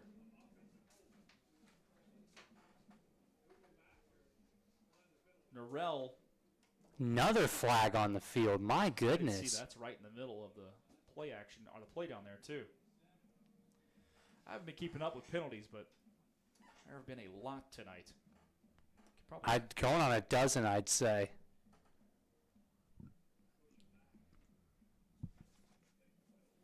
There's going to be hold on the Westwood offense, backing them up a costly 10 yards. I count between the two teams. Shockingly, that only looks like it's the 7th penalty of the game. That seems low. I feel like there's been 7 on this drive and last drive combined. Yeah. Back to their own 43 as the spot foul, 10 yards from the spot, takes it 7 yards back. Second and 17 now for Westwood. 2:28 to go in this second quarter. 3 receivers left, single coverage on the near side. And now they'll motion the running back out of the backfield as well. Waits to throw, blitz coming, it's an inside screen, and there's a flag down again. Man, oh man. I went to the Dolphins-Seahawks game Sunday, and this is what it was the entire game. It was a lot of flags in that game. It took a long time to play. This is going to be a false start on the Warriors. Now it is going to be second and very long. Now it's second and 10, Marcus. That's right. Yeah, that's right. As we head to the south end zone. Or at least second in UT. Yeah. Second and 22, the official number here for Westwood. Story of the game has just been Manor being able to capitalize with touchdowns on their long drives and Westwood stalling out with field goals a couple of times. That is the difference. Waits to throw, has time, fires one down the middle. He might have a man open. It is caught at the 25 and a first down for the Westwood Warriors. Drew Norrell pulls it down. Huge throw and catch from Waits to Norrell. We had to wait on a big play for a little while, but this Westlake sideline is jumping right now. It is a luau in the student section. 37 play. 37-yard shot down the middle. They made it to San Marcos. There's a handoff up the middle and a nice run for about 5 or 6 yards from Xavion Sutton. Makes it second and 4. Plenty of time, 1:54 to go on the clock. No timeouts for Westwood. I'd say between that throw and then the Manor fade, those are probably the 2 best throws of the night. Yes. One from each quarterback. Inch perfect. And that was tight coverage, too. And he took a hit, and he held on to that football. There was also the throw earlier tonight by Waits on single coverage that went pretty deep, too. And he dropped one right in the bucket. So Yes, yeah. Yes. Second and 4 here. Waits to throw. Stands tall. Fade route toward the end zone. Caught, touchdown, Westwood Warriors. Are they going to say he dropped it? No, they don't. It counts. Drew Norrell pulls it in for the score. Westwood now within 2, and Norrell's got his 3rd TD catch of the year. Huge touchdown for Westwood. You'd think they go for 2 here to even this game at 14 before halftime. You got a minute 20 left until halftime, and Manor only has 2 timeouts. It'll be interesting to see what they do. 19-yard touchdown pass from Cooper Waits to Drew Norrell. They will go for 2. Waits calling the play. Sends Norrell in motion from the right, now back left. They will throw it to him, trying to get some leverage, and they do. Waits is into the end zone, but a flag is down. Not sure what the flag is. I will say the defensive end nearly jumped off sides to see the call. I thought when Waits slipped trying to come back, he might have started forward just a little bit. Looks like that's what they've called. Just a little bit. It counts in the CFL. But We're just unfortunately about 1,000 miles from the Canadian border. So the 2-point conversion wiped off the board, and now Westwood's going to have to settle for a 1-point try. Still, though, exactly what the doctor ordered. You were down 8, now you probably go into half down 1. Huge scoring drive for the Warriors. Josh Jack with the extra point. That is up, and it is good. And Westwood now within a point. Your new score with a minute 20 to go in this first half. Manor 14, Westwood 13. Well, this is shaping up to be a great one here tonight, Brad. I mean, how else are you spending your Thursday night here at the Palace?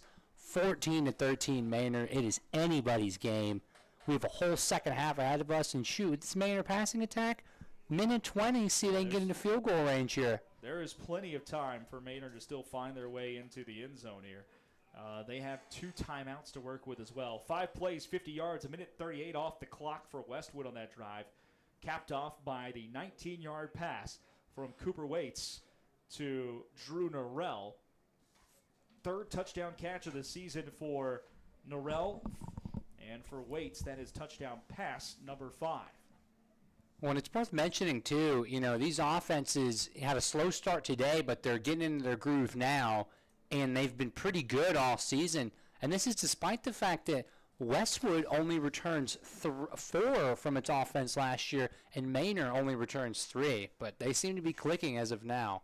Short kickoff, and they will pitch it back to Jordan Clark. Over the right side he goes. He's got room down the sideline. It's a foot race across the 50 to the 40, and finally pushed out of bounds inside the Westwood 40 at the 39. Heck of a pitch there. Heads-up play from that Mustang. Wow, he knew who to get it to, and you can see why. It was fielded by Ronzel Woods, and you can see they may have planned that because Westwood's been short kicking it a little bit, and Woods, a receiver with sure hands, able to field it, and then the immediate pitch back to Jordan Clark to get it into the speedster's hands. Well, and you see why that, not just because of his offensive prowess. That's the first time Clark has contributed on special teams. You see why Westwood doesn't want to kick it to him. It's like having Deshaun Jackson back there. Clark's being recruited, we talked about it, by a couple of the military academies. He's going to be a nightmare in those triple option offenses. My goodness. There's a snap back and a rush coming, and swallowed up is the quarterback, Cam Huff. Hit from the right side as the pocket just kind of collapsed on him. I think it was big number 30, Ryan Murfin, in there for the tackle. Ryan Murfin in there on the stop. Jack Kelly as well, who's been stepping into the box as a defensive back quite a few times. Got caught in a Warrior sandwich there, and now they're saying, Warriors are saying it should be their football. They thought the ball came out, and I know it hit the ground, but I think the refs said that he was down. I wouldn't be surprised if he fumbled, though. He was being hit by 3 Warriors at the same time. He was caught in a Warrior sandwich.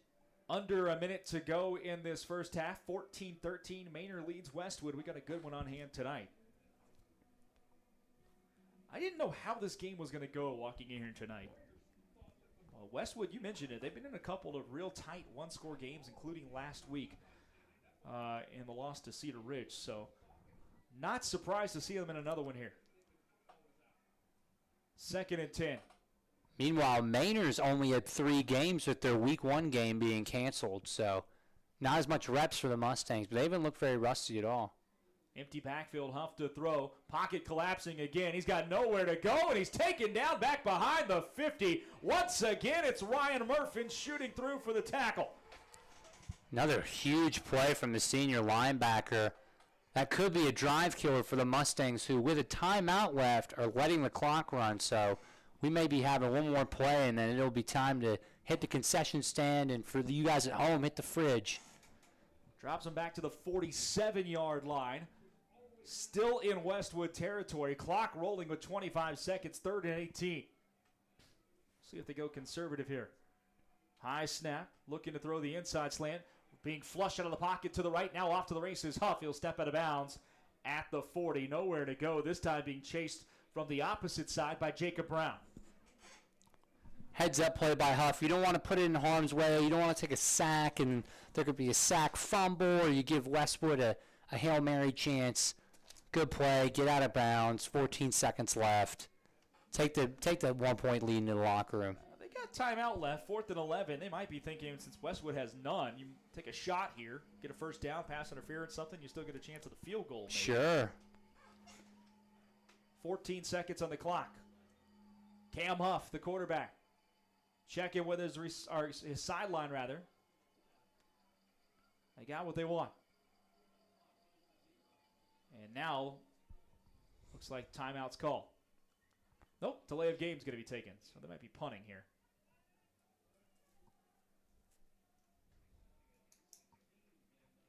Man, they weren't snapping that ball. There was a Mustang slot receiver tying his shoes. Still tying his shoes. The punt team's not coming out, though. Pooch kick because there's only 14 seconds. Possible. Just to let the clock run out and put Manor deep in their own. This is interesting. Put Westwood deep in their own territory. Still 4th and 16. And yeah, they're going to punt it away. Drop back, and it's a end-over-end kick. It's going to take a bounce at the 30, roll around there. That ball is hot lava. Westwood kind of get away from it, and finally it'll settle down at the 22 with 2 seconds to go. Good call there. Take this 1-point lead into halftime. Don't do anything too crazy. Each team's, though, played a pretty good first half. Offensive positives, defensive positives, especially for the Manor defense, getting some pressure on both of Westwood's quarterbacks, but it's shaping up to be a heck of a second half. That's a good football game so far. 1 snap left. We'll see if Westwood decides to either just run the clock out or maybe take a shot here.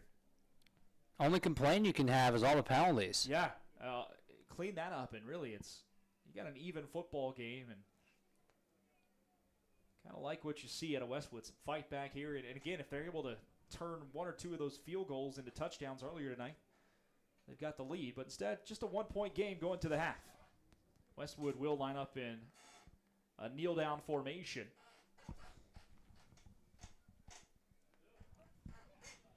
And they will take the knee, and we will go to the half here at the Kelly Reeves Athletic Complex. We're through 24 minutes of football tonight, and we have a heck of a ball game going your way.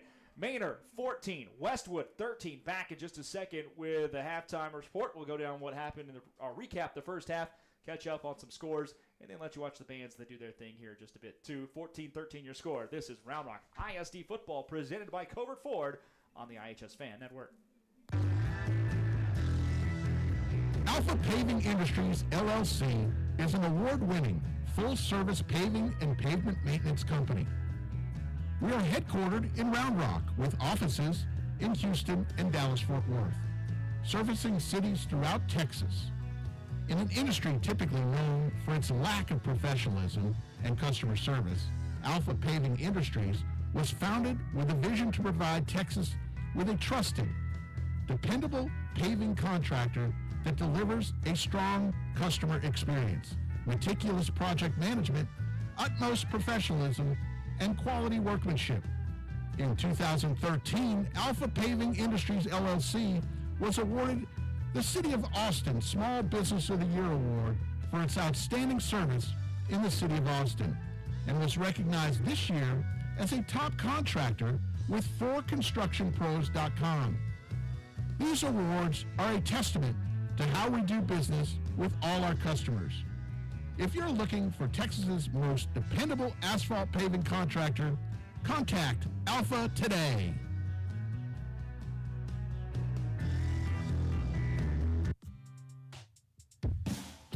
Longtime MacLeod parent Brian Kerman is a realtor who works for RE/MAX Capital City.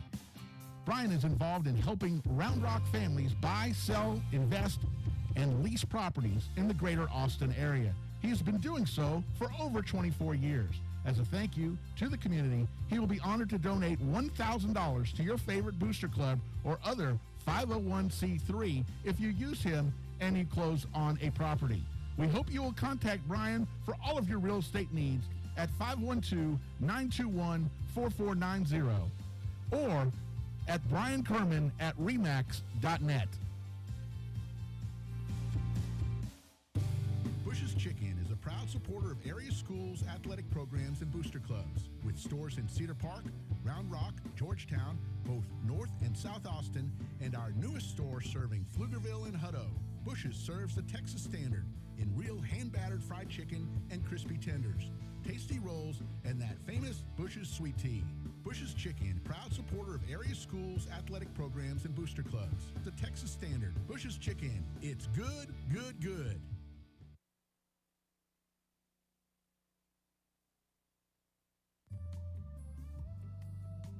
Interested in or looking for a home in the premier 55 and better community of Sun City, Texas? Trust the Stacy Group and realtor Cameron Freeman. Cameron specializes in buying and selling new and resale homes in the active adult Del Webb community in beautiful Georgetown, Texas. Contact Realtor Cameron Freeman at the Stacy Group today with a text or call to 512-740-1836 to learn more. In the heart of Austin, there's a name that reigns supreme, Covert Ford. For over 114 years, Covert Ford has been driven by the community, offering unbeatable service and a wide selection of vehicles. From the rugged F-150 to the iconic Expedition, Covert Ford has the perfect ride for every journey life offers. Visit Covert Ford Austin, where community drives us. CovertFord.com off Research Boulevard. Join the Covert family today.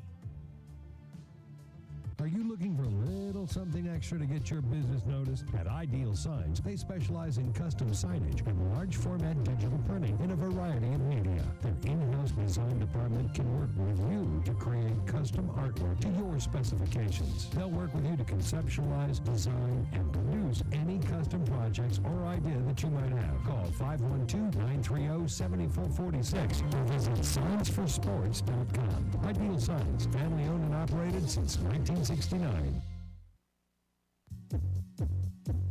Visit Main Street Boutique in Round Rock for all your shopping needs. Whether you're looking for a special gift or that perfect outfit that everyone will love, we have you covered. Come visit us in-store or shop us online at maizestreet.com. We appreciate your business and thank you for shopping local. Are you ready to take your celebrations to the next level? Imagine luxury indoor sleepovers that bring the magic of glamping right into your home, or a posh picnic party that brings elegance and charm to your outdoor space. Whether you're planning a birthday bash or a simple get-together with friends, Pop-Up Parties and Posh Events is here to make your dreams come true for any special occasion. Our event planning services will ensure every detail is perfect, leaving you free to enjoy the moment. So let Pop-Up Parties and Posh Events turn your next celebration into a memorable masterpiece.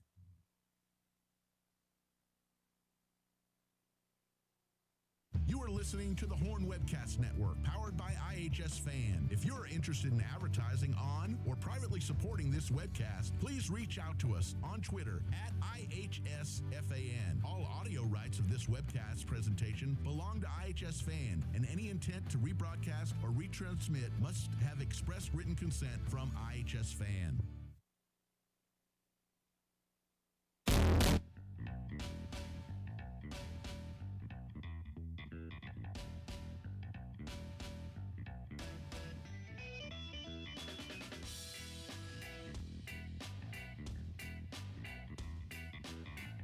Halftime at the Kelly Reeves Athletic Complex, 14-13 your score as the Manor Mustangs lead the Westwood Warriors in what is a good one here tonight.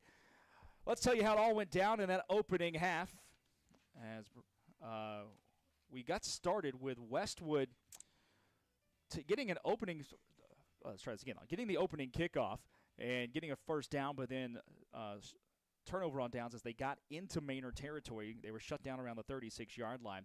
So Manor takes over. They go 3-and-out. Westwood also goes 3-and-out. Then Manor goes 3-and-out. So the defense is kind of putting a chokehold on the game in the first 5 or 6 minutes of this contest. And then it was Manor. Let me try this again. Then it was Westwood finally cracking the scoreboard. They got the ball at their own 24. They go 66 yards, 27-yard field goal from Josh Jack. Makes it 3-0. The big play was a pass to Drew Norrell down the right down the seam that got Westwood all the way to the 10. Manor would answer back, though, on their next possession, a 9-play, 62-yard drive, and it was the quarterback Cam Huff to the receiver Jordan Clark, an 18-yard touchdown pass, and that was on 3rd down and goal, if I'm not mistaken, and they made it 7-3 in favor of Manor. Westwood would have an answer as the teams just traded scores. Westwood with an 8-play, 42-yard drive of their own, capped off by a nice 38-yard field goal from Joaquin Zavala. Westwood got as far as the 11-yard line, then started going backwards, but Zavala able to drill one through. It would have been good from probably about 45 or so. That made it 7-6. Manor, though, takes their kickoff. They get the ball at their own 27 and go on a 73-yard march. Xavier Hill with a 35-yard touchdown run on 3rd and 5 to make it 14-6. Then the defenses kind of took back over there for a while, but Westwood finally gets the ball back with 3:08 to go in the second quarter. They get it at their own 50-yard line, and it was a 19-yard touchdown pass on the 5th play of the drive from the quarterback Cooper Waits to Drew Norrell. The extra point was good. 14-13 your score at the half. Manor leads the Warriors after the first 24 minutes of play. And, Ryan, your impressions of that first half? It was certainly a back-and-forth first half. It never struck you as anything that was going to get out of hand for either team. But I will say, this was a huge swing towards the end of the half. Westwood throws an interception. They're down 8. They need a stop, and they immediately get Manor off the field with a 3-and-out for the punt. And then they go further and march down the field where eventually Waits, after a couple good throws, finds Norrell in the end zone for a touchdown. They would have went for 2, but were backed up by one of the many costly penalties for each team in this game. Backed up by a false start, I believe, so they couldn't go for 2. Bring the field goal unit out there, kick an extra point, and they're right back in this. It's almost a tie game. Manor scores on that drive and makes this a 15-point game. We're in a radically different ball game right now. That is a key swing and a good response from Waits after throwing that interception. That's a good point to make there, as we will run you down some scores from around the area real quick. Temple leads Killeen Shoemaker 23-14. That game's at the break. Also at the half, Dripping Springs all over Aikens 42-0. No score update from Eastside and Travis coming in so far. Liberty Hill and that beautiful slot T offense with a 28-0 lead over Navarro. You ever seen them play in person by chance, Liberty Hill? I've not, oh my no. Gosh, you need to go watch that at some point. That is a fun offense to watch. If you don't know what the slot T is, it's a ton of running. I think last year they won a game 82-80 with 781 yards of rushing, if I'm not mistaken. My goodness. It's like the wing tee, but it's different. It's something to behold. Wow. Connolly leads Crockett 21-0. That game in the second quarter. Tomorrow night locally, here's what's happening. Hendrickson takes on Weiss. Cedar Park will face Killeen Chaparral. Let's see, other games close to us. Johnson City takes on Thrall. Cedar Ridge and Round Rock going at it at Dragon Stadium. That's a game you can see right here on the iHSFAN network. So make sure you like and subscribe to iHSFAN. You'll get the notification on YouTube anytime we go live on the network. And that's a game you'll see live here tomorrow from Dragon Stadium. Glenn faces Eastview up at the Georgetown Athletic Complex. Bartlett hosts Granger. Rouse will face Belton over at Bible Stadium in Leander. Leander is also going to take on Georgetown tomorrow. McNeil and Stony Point, that's a game I'm here for right here at the Kelly Rees Athletic Complex tomorrow night on the network. So we'll have the call. 7 o'clock your kickoff there, 6:45 airtime tomorrow between McNeil and Stony Point. And that should be one interesting football game tomorrow night between two teams who really need to are fighting for some positioning in this district, because I'll tell you what, this is going to be a district I said at the beginning of the year I thought would be a battle all year long for the playoff spots. We remember last year, we talked about it earlier, where 4 teams tied for the final 3 playoff spots in this district, and with the addition of Hutto into the district this year, just makes it that much tougher to find some spots and to find your way into the postseason. Right now in district, Round Rock is 2-0, Vandergrift is 1-0, Manor is 1-0, but that's pending right now. Hutto finds himself 2-1 in district play. McNeil 1-1, Vista Ridge 1-1, Cedar Ridge 1-2, and then Westwood and Stony Point are 0-2. But I easily could see a situation where 3 or 4 losses does not put you out of the playoff hunt in district play this year when you're playing an 8-game district slate, because so many of these teams are evenly matched. So a game tomorrow night that between McNeil and Stony Point that should be really entertaining. If I'm not mistaken, Stony Point played a heck of a game last week and came up just on the short end of it. I'm going to check the score. They played at Vista Ridge last week, And in fact, all of Stony Point's losses so far have been really tight ball games. A loss to Buda Johnson by 11 on the road. They lost to Vandergrift by a touchdown. No shame in that. Wow, absolutely. And then last week against Vista Ridge, they lost by 3. And if I'm not mistaken, Vista Ridge scored 17 in the fourth quarter to come back and win that football game. So that should be a really good competitive football game tomorrow night between McNeil and Stony Point here on the network. I'll have the call with you tomorrow. Look forward to having you along. Let me see who's doing the game with me tomorrow night. Ike Kohler, it looks like, is back tomorrow night with me. So my usual right hand man will be back tomorrow. Although Ryan, you're doing a fantastic job in pinch hit duty tonight. Also, speaking of pinch hitting, the White Sox somehow won a game again today. They've won 3 straight. As they try to avoid. My goodness. My buddy bought a ticket Tuesday night to try to see the record for the most losses ever, and he was disappointed he wasn't there. He wasn't there to see it. He lives up there, and he was pretty sad. There's a great New York Times article I would recommend. A reporter embedded himself in the clubhouse. I read that. It was really good. Yeah, and in section 108 with the White Sox faithful. Great article.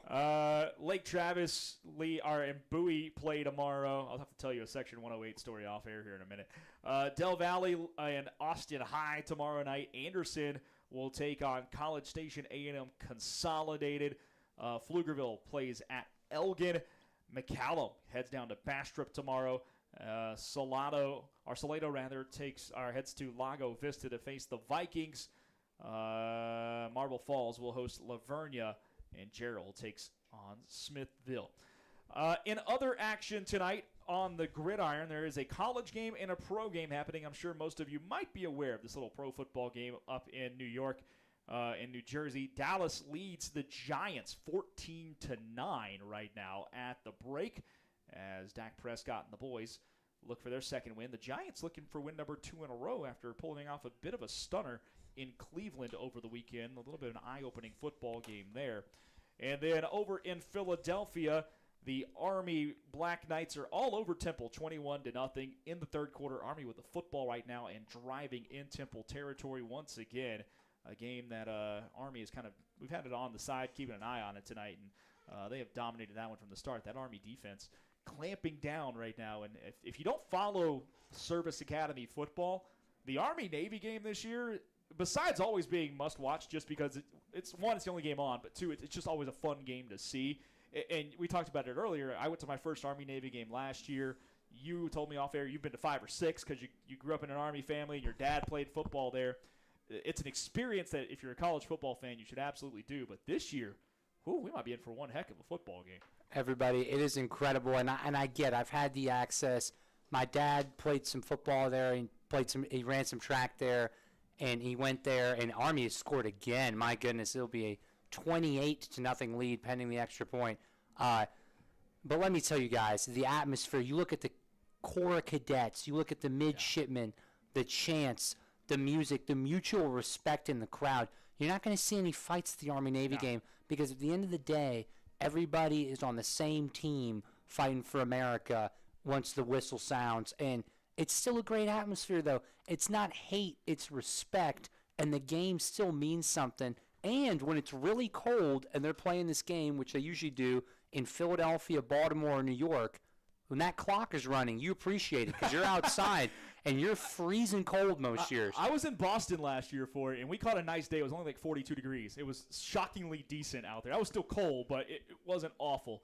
When you watch some of those games that are played in the snow. But yeah, I echo your sentiments. It's a game that, you don't see anybody fighting. Everybody's shaking hands. Even they have an exit specifically for the cadets and the midshipmen students to go in and out together after the game. It's just a great time. And if you get the opportunity to go, yes, it's usually kind of an expensive ticket. Just go. It's a once-in-a-lifetime thing. You got to go. And when you go, you get there early. Yeah. Okay, because you can tailgate a little bit if you have people to tailgate with. But even if you don't, you go into the stadium about an hour before the game. They commission officers on the field and make them say the oath and everything. And it's a very touching thing. And you see these cadets.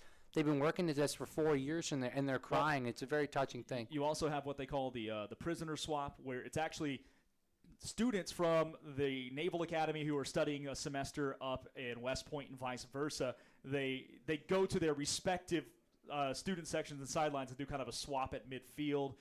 Typically, they also have skydivers from both services come in. Last year, I'll tell you, the coolest thing for me, when I happened to be sitting right above the Navy band and students, and when Navy took the field from the far end zone and Army took the field from the end zone that we were sitting in, Navy takes the field, and as they're taking the field, 4 Navy jets escort them onto the field and buzz right above the stadium and then peel off. So players are running out, the jets are escorting them off, jets peel off, and then all of a sudden you look up right above the end zone I'm in where Army comes out, Army starts taking the field, and a few Black Hawk helicopters escort them on the field. It was one of the wildest things I've ever seen in my life and really, really cool to see. It's incredible. They always have usually like the Navy jets, you think of Top Gun, you hear the music in your head, Tom Cruise, Goose, and everybody. And then the Black Hawk helicopters, when my dad went into the service, he used to fly a Black Hawk helicopter, so I've heard all about those. And it's just a very touching thing. The other pregame tradition that I love, I don't know what Navy's equivalent of it is, but you mentioned the skydivers. They'll have guys come in the Army band, the war tubas. That's interesting. And they'll skydive in, maybe 3 or 4 of them with their tubas. I didn't see that, but that's which really is, cool. it sounds impossible, and it's great. That's it's really great, cool. and I'll never forget. I've been to Texas OU last year, and that was unforgettable despite the unfortunate result for my Longhorns. But I don't know if I've ever been at a sporting event as crazy as when Army broke the 15-year losing streak. I want to say this was in 2017, and my dad had to beg me not to, but I did anyway. I'm like 14, and I start storming the field, M&T Bank Stadium in Baltimore with the cadets. Almost got trampled. It was nuts. It was nuts. That's awesome. All right, well, we're going to step aside here for just a minute, take a quick break. We're about 8 minutes or so from kickoff of the second half. The Manor Mustangs lead the Westwood Warriors 14-13. This is Round Rock ISD football presented by Covert Ford on the iHSFAN Network.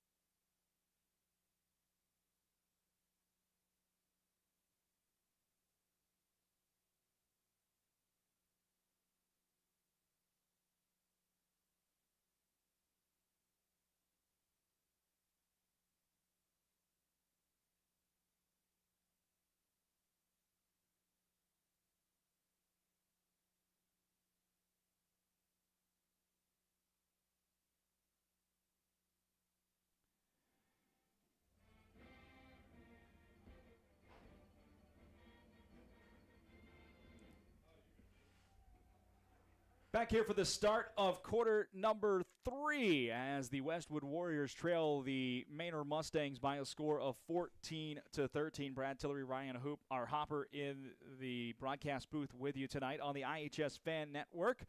Round Rock, this is ISD Round Rock. Let's try this again. This is Round Rock ISD football presented by Covert Ford on the iHSFAN network, brought to you tonight.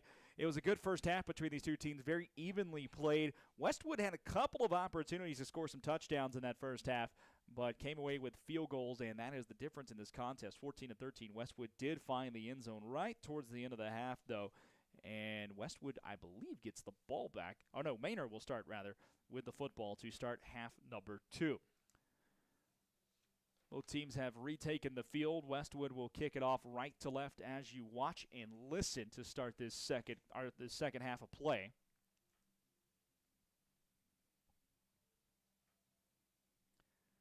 Westwood wearing the orange jerseys with the white helmets and the white pants.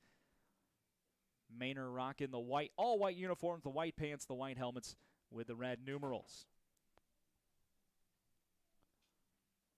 The bands have done their thing at halftime. I believe, I don't know if I actually even saw the Manor band tonight. Westwood's band working their way back over towards the towards the seating area up here.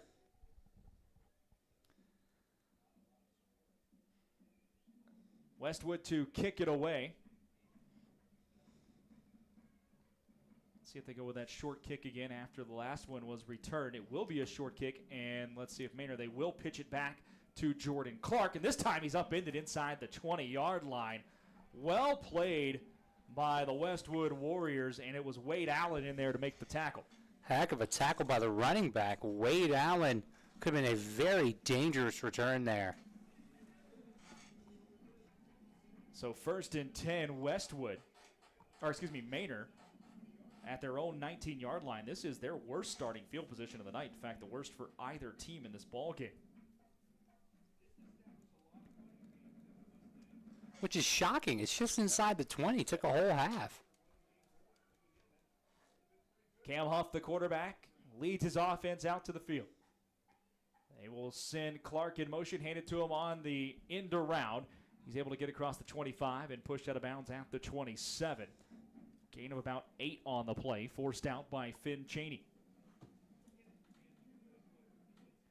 We've said it a couple of times tonight, but this Manor Mustang offense finding any way they can to get the ball into the hands of Jordan Clark. He had a big first half. He's looking for a big second half, and, you'd expect for every 3 plays, it's going to be in his hands at least once, whether it's jet sweep, end around, or a normal pass. Temple, by the way, has found the scoreboard. It is 28-6 in favor of Army now, late in the third quarter there. There's a handoff near sideline. Xavier Hill, the running back, makes the first man miss, but not the second. Gaius Coy cleans up the play. It'll be a loss of a yard, 3rd and 3 coming. Can't blame Hill for looking a little dejected there after the play. The blocking kind of fell apart in front of him. Not much a tailback can do without his lead blockers. Yeah, the run blocking has struggled tonight for Manor. They've had one big run pop off, but other than that, it feels like the Westwood defensive line and linebackers are really controlling the point of attack. Absolutely. But you can say the same for the Manor linebackers. They've made a lot of plays tonight, including an interception. 3rd down and 3 now for Manor on this opening drive of the second half. High snap, fielded, handed off to Hill. He'll work his way over the right side, and he's able to get it. Or ball's out, rather. Looked like he had the first down. Instead, it's going to be Westwood coming up with it. Fumble recovery for the Westwood Warriors, and they have great field position on the turnover to start this second half. It was number 21, Josh Hansen, coming out of the pile with the football. And it is a party on the Westwood sideline and a luau in the student section. My goodness, what a change in momentum now. You get the football with by far your best starting field position of the day at around the 25-yard line. The Warriors have got to punch this in here to give themselves a touchdown lead if they can get the 2-point conversion as well. Westwood will get the ball at the Manor 29 for their first drive of this second half and a chance to take the lead down by a point. Just 1 minute into the half. First turnover of the night for either team. If Waits was in the game, I'd say take a shot here, but it's not. It's Subbix. Subik's in. They will fake the handoff, run him on the inverted veer right up the middle. And the option keeper picks up 4.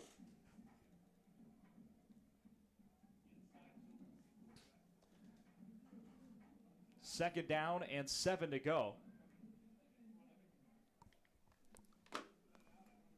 Tillman Subix. 2 receivers on each side to work with.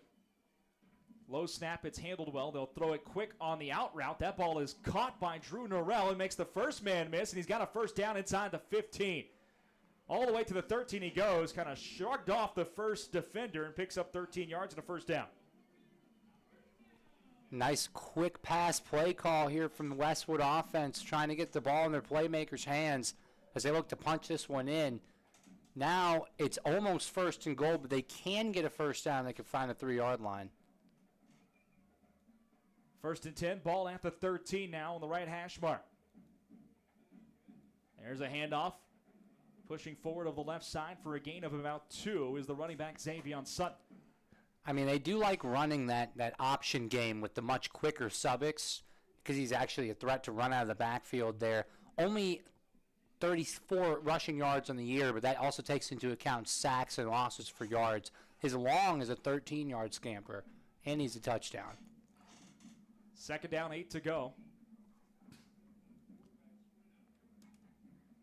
Early here in the third quarter, Westwood looking to get their first lead of the ball, or their second lead of the ball game. They didn't have a 3-0 lead to start.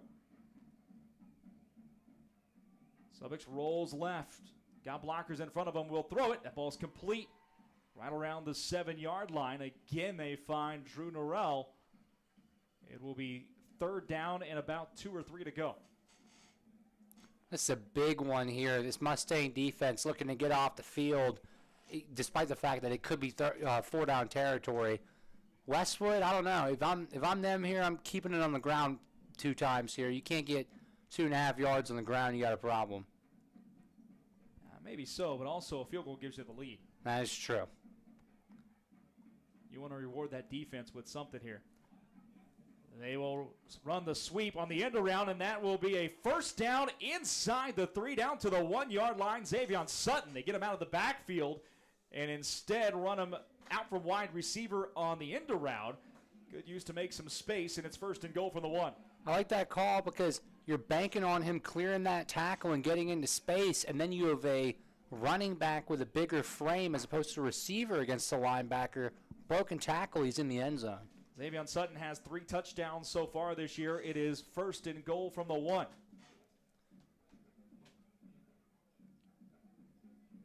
Waits back in the ball game, takes the snap under center, pushes forward, getting a push from Sutton as well, and they're going to mark him short.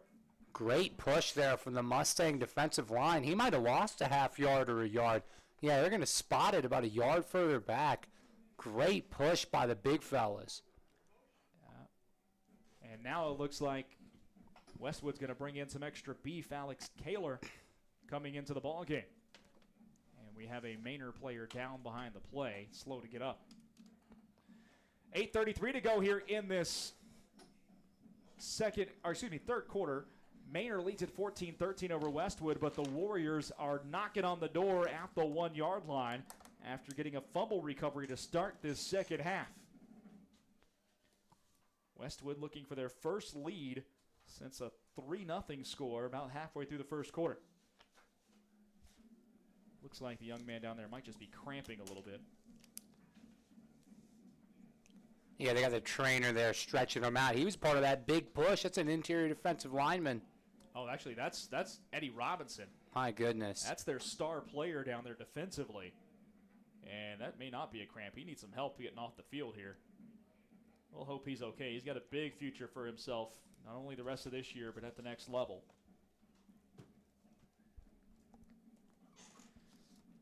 And a pretty big loss there for Manor on the defensive side. He also plays some offense, too. Absolutely. He's a very versatile weapon, 6'5", 200 pounds. Love him in the passing game and the rushing game on offense, but he excels as a defensive end. Extra lineman looks like they brought into the game here for Westwood. It is second and goal from the 1. Handoff, Sutton, right side, cuts it back in. He will find his way into the end zone. Touchdown, Westwood Warriors. Xavion Sutton from a yard out, and Westwood has the lead here with 8:22 to go in the third. I like to think on the Westwood sideline, just what I was saying before, keep the ball on the ground, fellas. As the Texas legend Daryl K. Royal said, when you throw the ball, only 3 things can happen, and 2 of them are bad.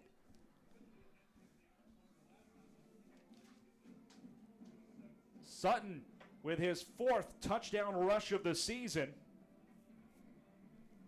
Caps off a 7-play drive for this Westwood football team. Only took 29 yards, and now they'll go for 2.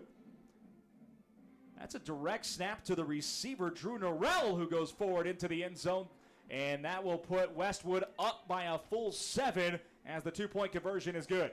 8:22 to go here in the third quarter. Westwood 21, Manor 14, as the Warriors get the turnover and capitalize by punching it in. That is a huge 8 points for the Warriors there. They score. They get the 2-point conversion on that crafty direct snap to Norrell, who also has a touchdown earlier today. So you can see the Westwood military ROTC unit carrying the flags across the end zone. This crowd is into it, folks. The cowbells are ringing. It is a heck of a night here at the Palace, but by no means are the Manor Mustangs out of this game. Not with that passing attack. 21-14, Westwood, 7 plays, 29 yards, 2:38 off the clock, capped off by the Xavion Sutton 1-yard touchdown plunge, and then the 2-point conversion was good. Holding on to a touchdown lead here. Kick team is back on the field. We'll see if they send this deeper, if it's a short kick. Well, they're going to angle short kick it again to Ronzel Woods. Nowhere to go for him. Makes the first man miss, second and third, still on his feet, and now turns the corner, able to pick up 3 or 4 back out to the 21. But whew, he made about 3 guys miss before he's finally forced out of bounds. And that was after a near disaster. Looked as if he kind of muffed that kick. Still made 3 guys miss, get an extra 5 yards. I know his heart was beating there. So Manor gets the ball at the 21 to start this drive, down by 7 now. Westwood's largest lead of the ball game as the Warriors look for their first victory of the season. I'm not just saying this just because they're behind. I feel like this ball is going back to Clark. I would imagine so, but they do hand it off inside this time, and nowhere to go for the running back, Xavier Hill. Number 13, Jack Kelly. He has not had much room tonight. That Westwood gap discipline has been great. That is something that defensive coordinator Des Williams has got to be proud tonight. So far, probably the best defensive showing, especially for that front 7 in the year for the Warriors. They're playing lights out tonight.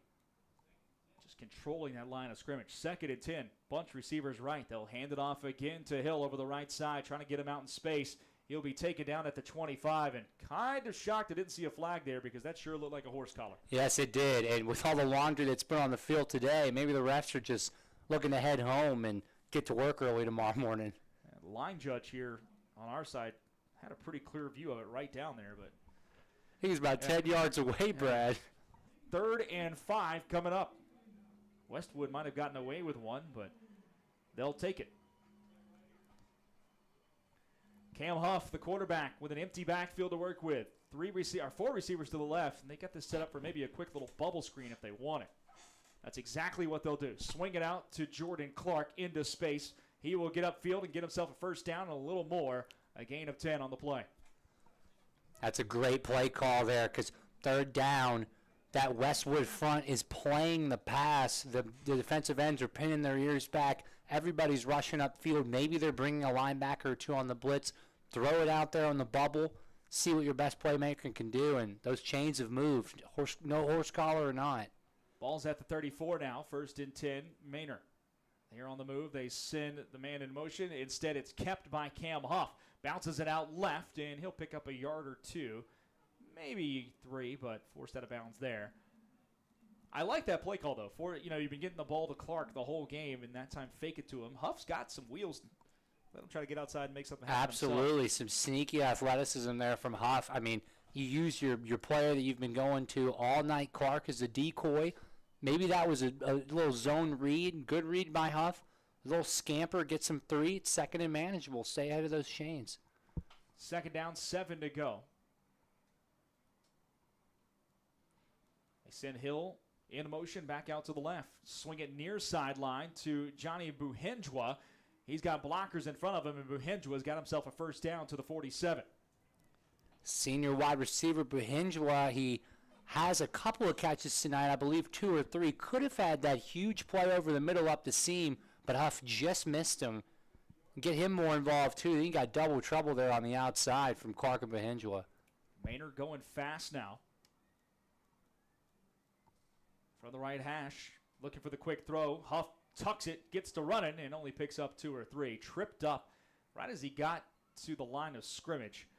Ryan Murfin able to get him by the shoestrings for a gain of 2.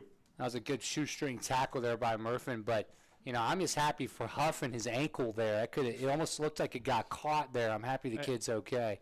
The 41-year-old me sitting up here is hurting just watching that. Need about 3 bags of ice for a week and a half before I'd feel normal again. Second down and 8 to go. Empty backfield. Huff throws. Far side. It's incomplete. That was right into the chest of Buhenjwa, and he wanted to run before he caught the football. And that's a relatable feeling. It's coming my way. It's coming my way. I got to go. I'm taking a hit. Oh, didn't look that one right into the Dorito hands. It's too bad. Now it's 3rd and 8 here for the Mustangs, and you got to think with how pass happy they've been, this is heading to the air. 3rd down and 8. First question, locate Jordan Clark. Snap back. Huff looking to his left, being chased out of the pocket. Gets out of the tackle, still on his feet, across the 50. No more, though, as he'll be taken down at the 47-yard line. Looked like number 34, Isar Umitaya, was in on the tackle. Chased out of the pocket by Caius Coy. Here's 4th down at about 4. Yeah, Clark just ran out of real estate there. He tried to hit the inside move, but he was about 5 yards short, and it was going to stay that way. He would have had to Michael Vick, Lamar Jackson out of that phone booth there. Down to about 5 minutes to go in this 3rd quarter. The Warriors lead Manor 21-14. It's 4th and 4 for the Manor Mustangs. Going for it, too. The cowbells are ringing. The burnt orange faithful are getting loud. Xavier Hill in the backfield. It's a snap. And they will instead hand it off on the end-around sweep to Jordan Clark. He will not get there. In fact, it's a loss of a couple of yards. Great play by the Westwood Warrior defense. Cam Josh Green. Hansen and Cam Green getting in there to make the play.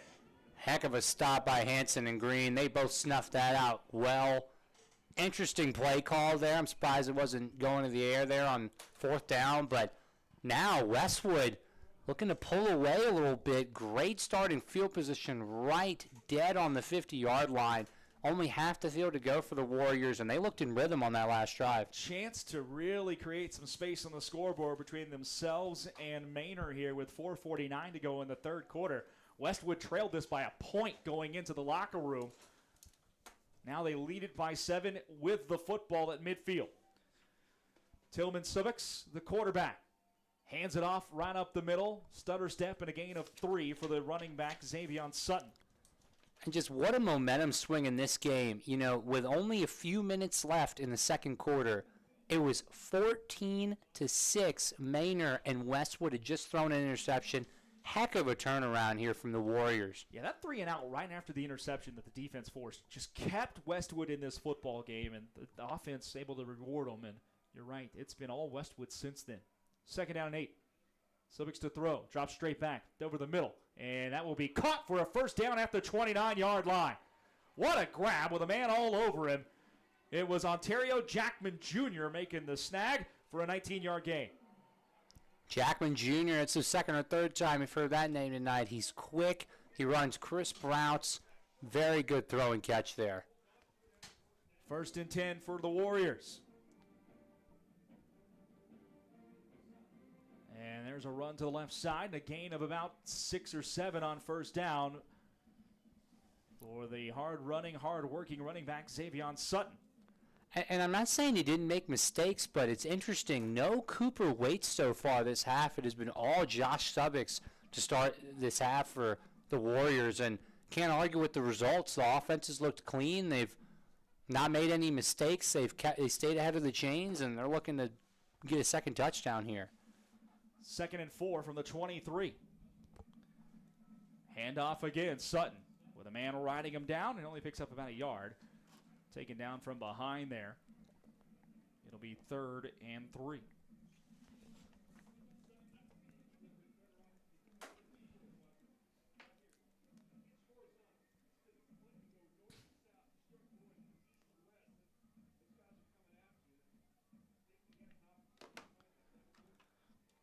Westwood taking their time.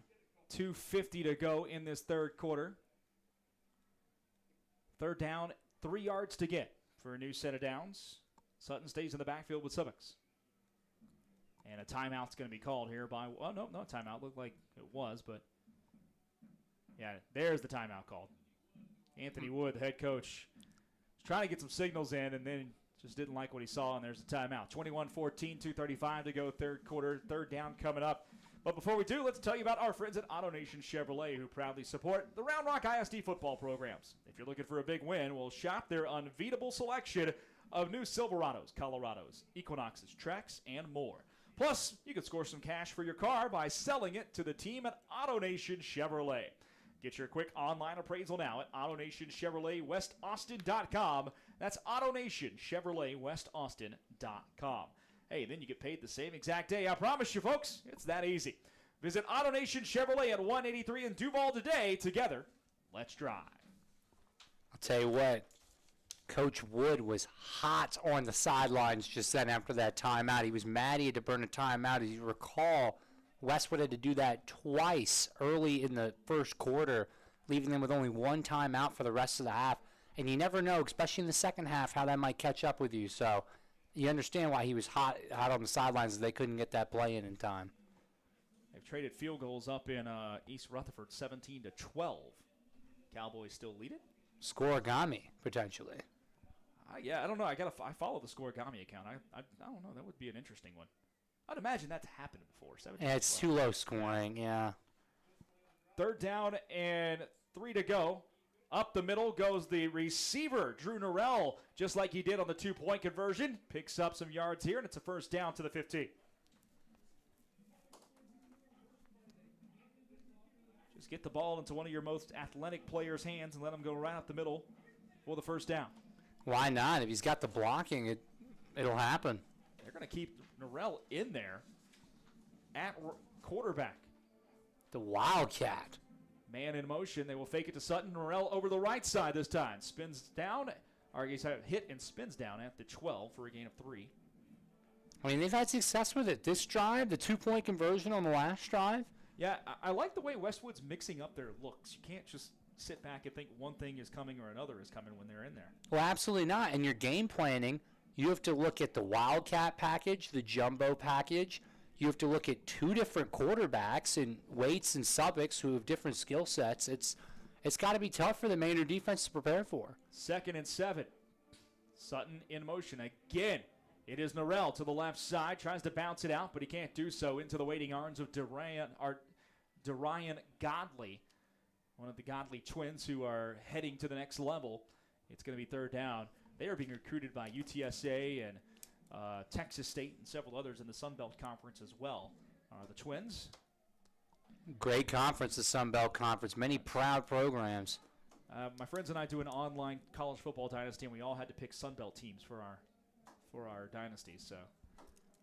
On College Football 25? Yes, we are. We have a full conference. It's good to go. Let me know if you need someone to play as a JMU Dukes. I'll be there. That is me currently. Oh!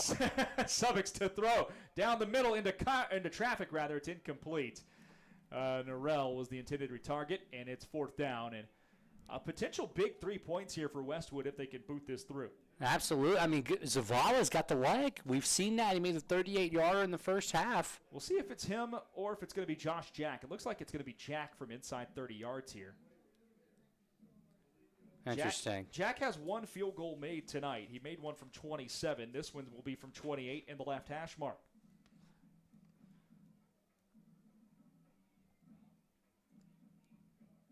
The The snap is good. The hold is good. The kick up. It's got the leg, and it's got the accuracy. Josh Jack boots through his second field goal of the game.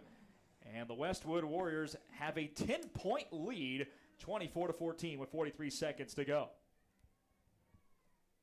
That's third quarter. It might just be me. It's flown by. Well, there's been no flags, and it's just lack of flags. Let the boys play out there. Each team has only had the ball twice. We got a flag down on the play here. Oh, right as we say that. We'll see. Looks like they're going to decline the penalty and take the field goal. Interesting. It's a 5-yard penalty. That makes sense. Wasn't the distance around 6, though? Then you could go for I think it. It was 4th and 5, but if you got the opportunity to point to the board and you're up 10, I think I like being up 2 scores right now. True. If you're Westwood. So they'll take the field goal, 24-14, Westwood with the lead. Josh Jack at a 28-yard field goal, a 9-play drive that, covers 39 yards. And it took 4 minutes and 6 seconds off the clock. By time, I think that's the longest drive of the night for either team. 43 seconds left in this third quarter.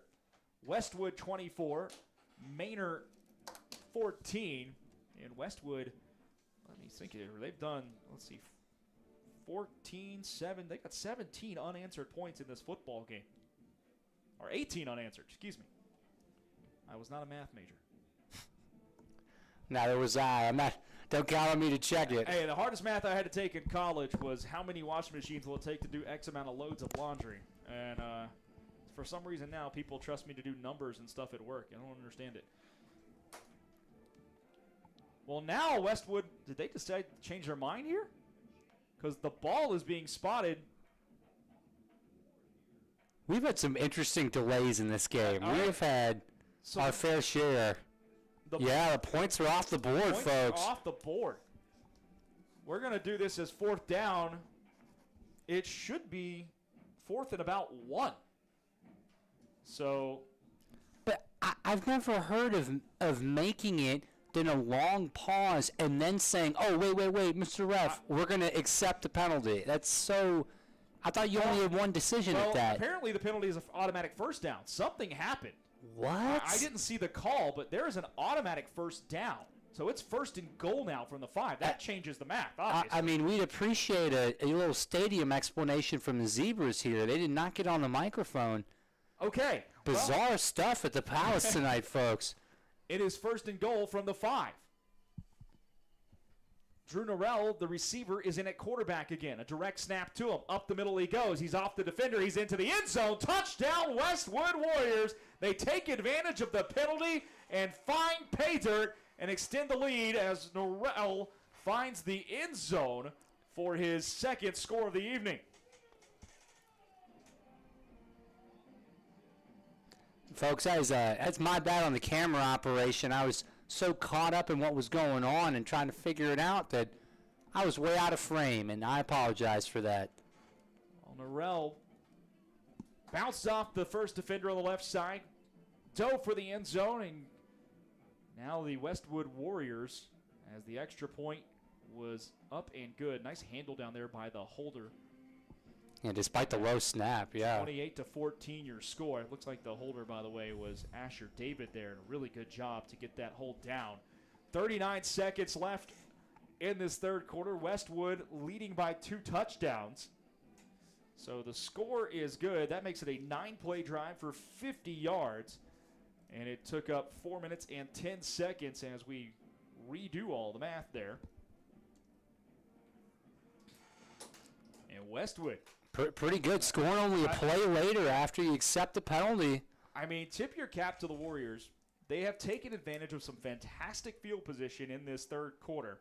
On 2 possessions, they've had the ball at the Manor 29 to start and at midfield. Both times have punched it into the end zone. And now Westwood with a comfortable 2-score lead. First time either team has been up by 2 scores tonight. And that's 3 touchdowns for Norrell tonight. 2 on the ground and 1 receiving. Heck of a game. 2 touchdowns. One was a 2-point conversion. He has 1 receiving, 1 rushing. Oh, excuse me. As this will be returned out, jumping over the pile and out to the 35-yard line goes Ronzel Woods.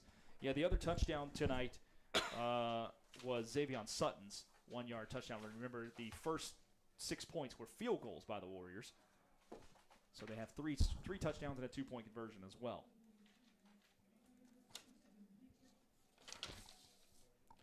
.32 seconds left on the clock here in the third quarter. Manor with the football at their own 35. And tell you what, the way this third quarter went with only 2 possessions for each team, this feels like a must-score drive for the Manor Mustangs. Which is crazy because only about a quarter ago we felt like we had a must-score drive for the Warriors. But yes, I mean, it doesn't have to be necessarily super quick. You still got 30 seconds left in this quarter and the whole fourth, but Mustangs got to get something going now. Huff looking to throw down the left sideline, and it's behind his receiver, incomplete. Double covered out there and well defended by Westwood. Despite the double coverage, though, if he didn't put it out of bounds, he did have it on that outside shoulder, which is where that ball needed to be. It was just slightly off, a little too far over there. Second down, 10 to go. Cam Huff trying to get this offense going. This Manor offense has averaged 30-plus a game coming into tonight. There's a little play, our quick bubble screen to the left side. Nowhere to go for Jordan Clark. Just steps out of bounds after a short gain of 1.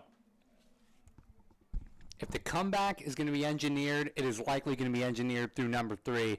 And they need something here. This is 3rd and 9. They have not been able to find them downfield much tonight, though. It's a lot of short game, bubble screen type stuff. Westwood's locking down the deep pass right now, taking it away from Manor. Because you're going to bracket them due to that speed. You're going to bring that safety help. 3rd down, 9. They try to bring Clark out of the backfield. They do. He's able to make the grab, and he's got a first down, getting just enough out to the 45. That's a big one right there. Move the chains for Manor. They can also, got 18 seconds here, and clock's only starting now that the ball was set. They can get another play off here before we take a break before the fourth quarter. Yeah, I think because he stepped out of bounds, actually, they'll wait for the actual snap. Handoff this time, waiting in the backfield, just nowhere to go. Finally forces his way through the hole. Does Xavier Hill. My goodness. He picks up about 4. That was actually a really nice 4-yard run, pretty patient before he's forced backwards, and that'll be the final play of the third quarter. A dominant third quarter for the homestanding Westwood Warriors. They are 12 minutes away from their first victory of the season. Back with the final stanza in just a minute. This is Round Rock ISD football presented by Covert Ford on the iHSFAN network. In the heart of Austin, there's a name that reigns supreme, Covert Ford. For over 114 years, Covert Ford has been driven by the community, offering unbeatable service and a wide selection of vehicles. From the rugged F-150 to the iconic Expedition, Covert Ford has the perfect ride for every journey life offers. Visit Covert Ford Austin, where community drives us. CovertFord.com off Research Boulevard. Join the Covert family today.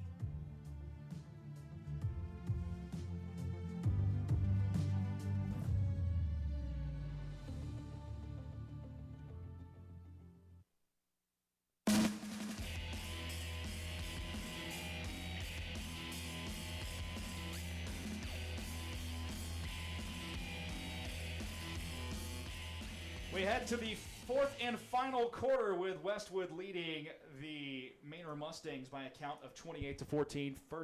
Second and 6 for Manor, and it's a handoff on the sweep to Jordan Clark, able to pick up 5, and it's now 3rd down and about 1 to go. Brad Tillery, Ryan Hooper here with you, or Hopper rather. I knew I was going to do that by the end of the night, Ryan. It's not the first time it's been done. Ryan Hopper here with you in the broadcast booth. It is 3rd down and 1 at the Westwood 46 here for Manor. I'll tell you why I did that here in a second. 3 offensive players shift to the right to bunch formation. And now timeout called by Westwood. They didn't like the way that was lined up. So where I grew up in Alabama, there's a high school that my uncle used to play baseball for, and it's a private school near where my grandparents lived. It's a real country, out in the middle of the country, kind of nowhere. And it's called Hooper Academy. And so I think Hooper. And it's pronounced Hooper, not Hooper. Hooper. So, yeah, it throws me off every single time. My uncle actually won a state baseball championship there way back in the day. And Wow. I didn't know that until recently. It was kind of fun. By the way, updates from around the scoreboards. I know we're kind of keeping an eye on college and pro and high school tonight. We'll do a full high school update by the end of the evening. But we have quick access to the pro and the college scores because of different apps. Army leads Temple by a score of 35-14. That game getting late in the fourth quarter, a little long in the tooth there. And it looks like Army just picked off a pass. Still 17-12. The Cowboys lead the Giants up in East Rutherford. The Giants with the football in Dallas territory, though, as they start the fourth quarter.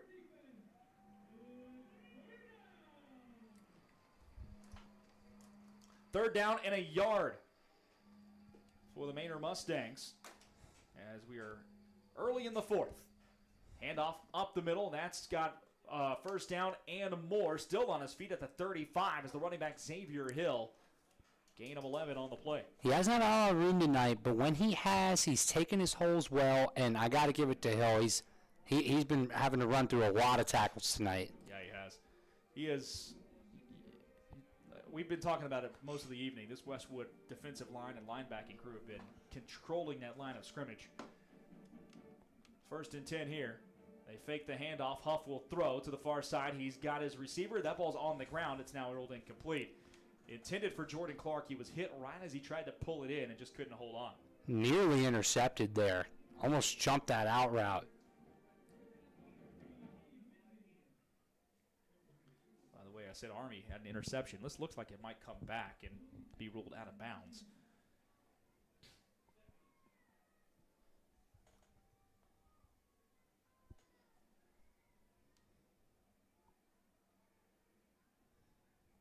Second down, 10 to go for the Mustangs. They send Clark in motion. And they'll fake the handoff. Cam Huff keeps it up the middle and only picks up a yard or two. Great tackle on the far side to get his ankle right into it, trying to cut up the middle. Again, Ryan Murphy to make the play. Only a yard. Third down and 9 coming up.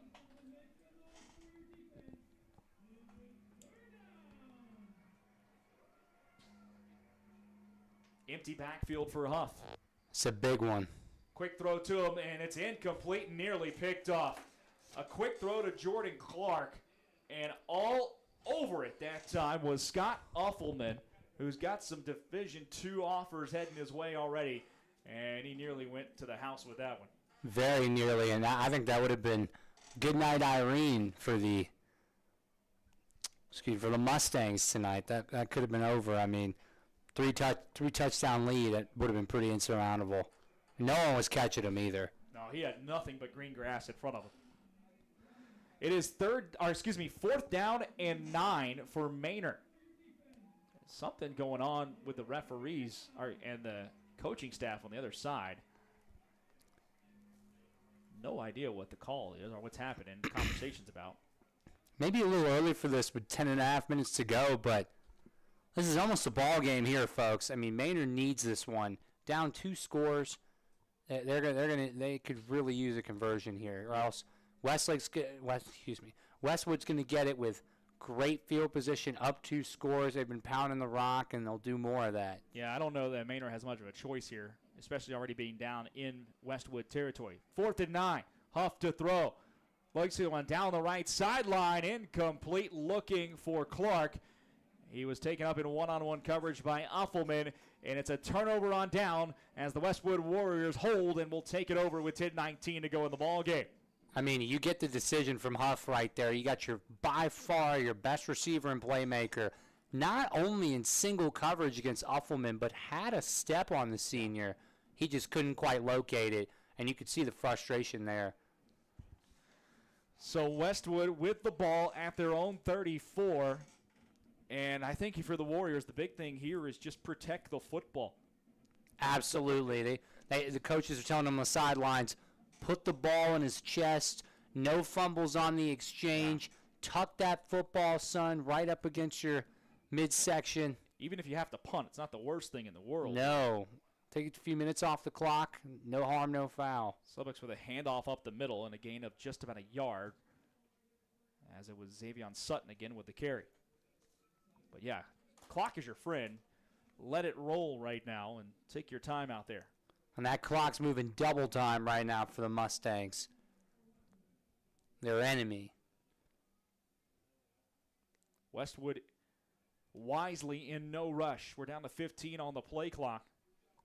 Just a quick update from East Rutherford. Big fourth down conversion for the Giants driving into Dallas territory. 2nd and 9.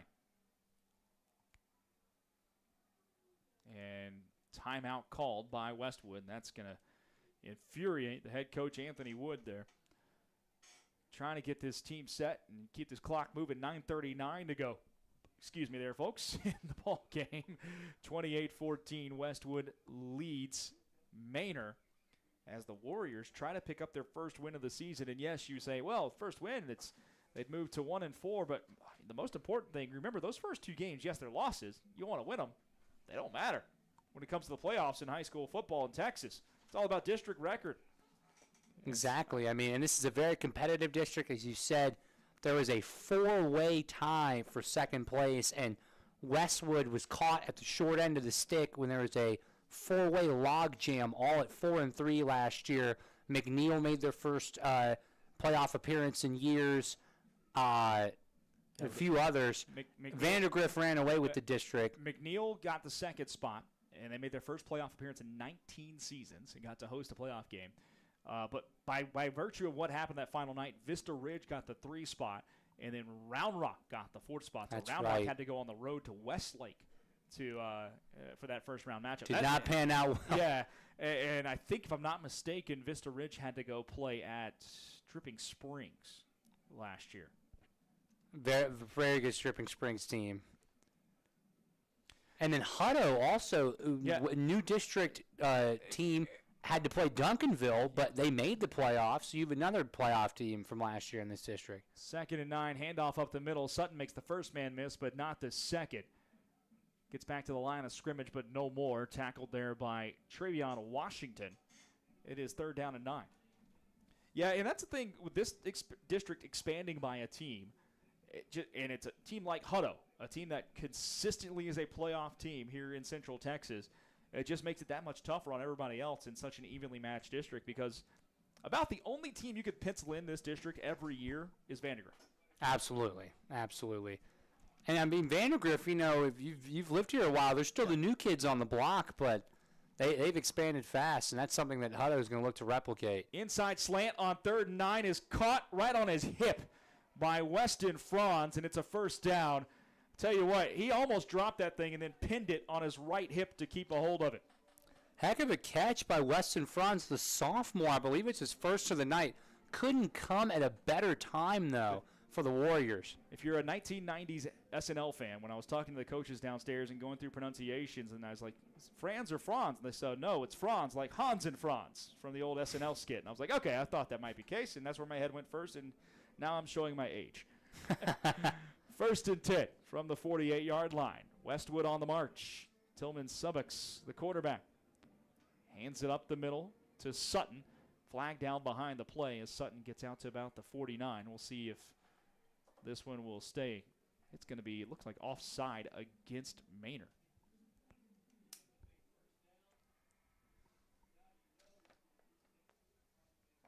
Man down behind the play as well. No, this is actually against Westwood, so back him up 5 yards. This one does appear to just be a cramp. He's being stretched out by a teammate and now the training staff. And he's already on his feet. Good to see. One of the linemen, he's even jogging off there for Westwood. Big number 54. Blaine, Coach Wood loves it. Blaine Mitchell. Coach Wood gave him a big helmet tap and an elbow. Blaine Mitchell able to walk off under his own power. Good to see. He should be okay. 5-yard loss on the play, on the penalty, rather, procedure penalty. So we'll say both teams have cut down on the flags this half, though. That's been a welcome sight. It's helping this second half move a bit faster, because the first one was a crawl, to say the least. Thought I was imagining things. First and 15. Westwood probably going to keep this on the ground no matter what with the clock moving. 8 minutes to go in the ball game. The Warriors lead it by 2 touchdowns. Whoa. That play was blown up in the backfield. And big number 5, Jackson Cofield, was at the point of the handoff before the ball was ever out of the quarterback's hands.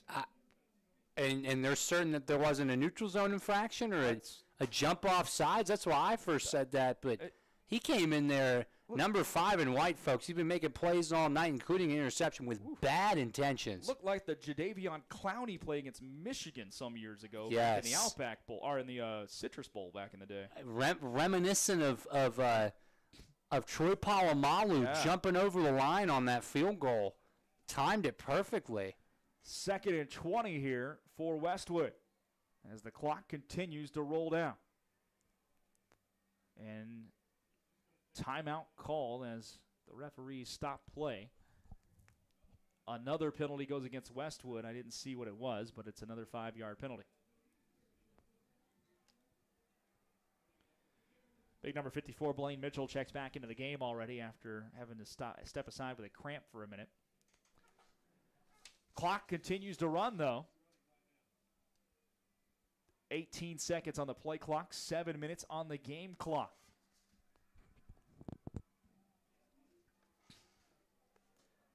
A happy night for the Burnt Orange potentially here if they can close this one out. Subjects to pass on 2nd and forever. Rolls out to his left. Will throw. He's got a man wide open. That ball is caught and then dropped. Oh, it was into the hands of his receiver down there. Let's see who it was. I can't tell if that's an 8 or a 9. But it was in his hands, and then as he got hit trying to pull it in, he couldn't hold on to it. That was number 8 on the Therese Harrison, trying to make the play. Very close as well. I mean, you can understand why it was slightly underthrown. Didn't have time to set his feet with the rush and scrambling to his left. But he almost got that ball there. That was close. 6:44 to go. 3rd down and 25. Got to keep it conservative here. Good play call. Inside slant. Drew Norrell gets out to the 40. Safe pass play. And Westwood will be content to run some clock down and punt. And they did. As I recall, they got this at about the 10-minute mark. By the time this ball's punted off, that is 4 costly minutes off the clock for Manor. They took it over with 10:19 to go and can kick this away with right at the 6-minute mark if they want to.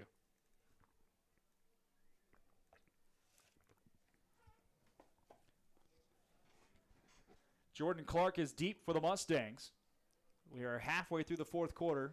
They could use a return from him right about now. If you're Westwood, you might think about just kicking this straight out of bounds. That's exactly what they're doing. It's off the side of the foot, though, and not what you were looking for from the punter, Ryan Murfin. And this is going to give Manor some great field position, although a flag is down way behind the play at the Manor 30. I would imagine this was while the punt was in the air. Block in the back? It's against Manor. It's like we have a zebra conference assembling. See what the referees decide to do here. The ball went out of bounds at around the 45, 46-yard line of Westwood in their own territory.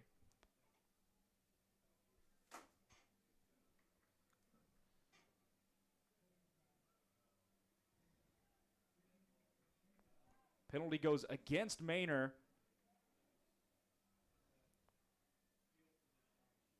And that's going to be a 1st down, I think, for Westwood, right?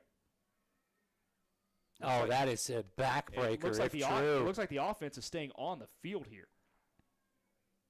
My goodness. 1st down, Westwood Warriors after the personal foul. Wow, that might be. That is probably your ball game right there in favor of. Oh, actually, this is. Hold on. Okay. I was going to say, I thought the offense. So the ball's at the 40. Okay. Okay. This makes more sense. Ball's at the 40. They swing it backwards to Jordan Clark. Oh, it was a double pass. He will look to throw on the double pass, and it's incomplete. Oh, wide open on the double pass. He just You can't expect a receiver to be able to do something like that on the run with the rusher in his face. But if he could have, we'd be talking about a Manor touchdown right now. 2nd and 10 coming up, 5:50 to go in the ball game. And, yeah, Clark had a man draped all over him as he was trying to let go of that football. You got to respect the play call, though. They're trying to get tricky here. Huff to throw. Drops straight back, has plenty of time. Now being pressured, rolling to his right. Tries to step up, and he's got nowhere to go. He's dropped for a sack. The ball comes out. And they will say he's down.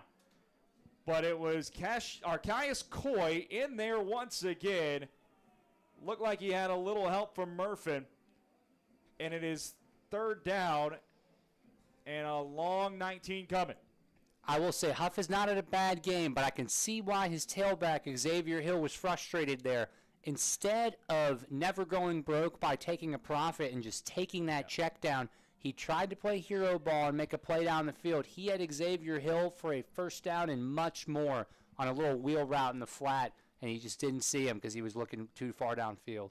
3rd down, 19 now for Manor. Clark sent into motion on the wheel route. Huff trying to dance around, goes out, throws it away rather, as he was being pressured once again. Caius Coy having one heck of a ball game, the San Houston State commit, and it's 4th down and 19. That whole defensive line has been eaten tonight from the interior to the exterior, making plenty of plays, Coy included. Are they going to punt this football? Yeah, they're going to punt it away with 4:50 to go. Kind of surprised here. Manor's down by 2 touchdowns. Then again, though, if Huff's holding the ball for that long with that pass rush, maybe they're just hoping for a Westwood mistake here. It's got to be it, because otherwise you're kind of throwing in the white towel right now with 4:50 to go. And you never want to do that in a district game. Well, the punt is away.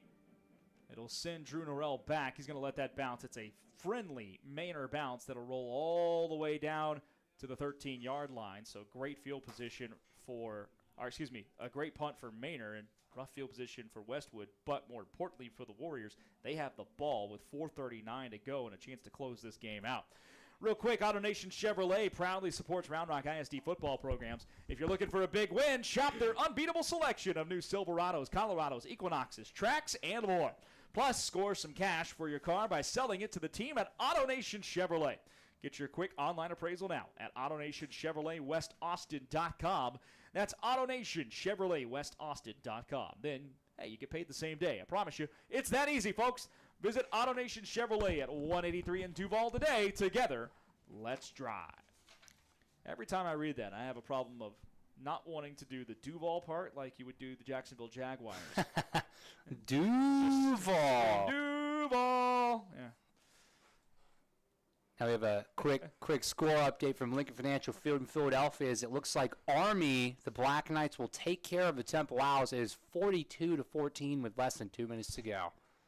There's a handoff to Sutton. Only picks up, actually going to lose a yard on the play. But, going back to that punt, we were so surprised they were punting. Westwood was too. Barely anybody was blocking for the return. They had about 8 guys lined up in what would have been the box anticipating a fake. Yeah, they were clearly playing punt safe right there and just take possession if they do kick it away, but make sure you take away any opportunity to fake punt. Westwood happy to let the clock run. Absolutely. 4 minutes to go in the ball game. 2nd down and 11 at their own 12-yard line. The Warriors trying to cap off their first victory of the season. Hand off Sutton up the middle. Nowhere to go. It'll be 3rd down. Actually, that was not Sutton. Excuse me. They handed that one off to Wade Allen.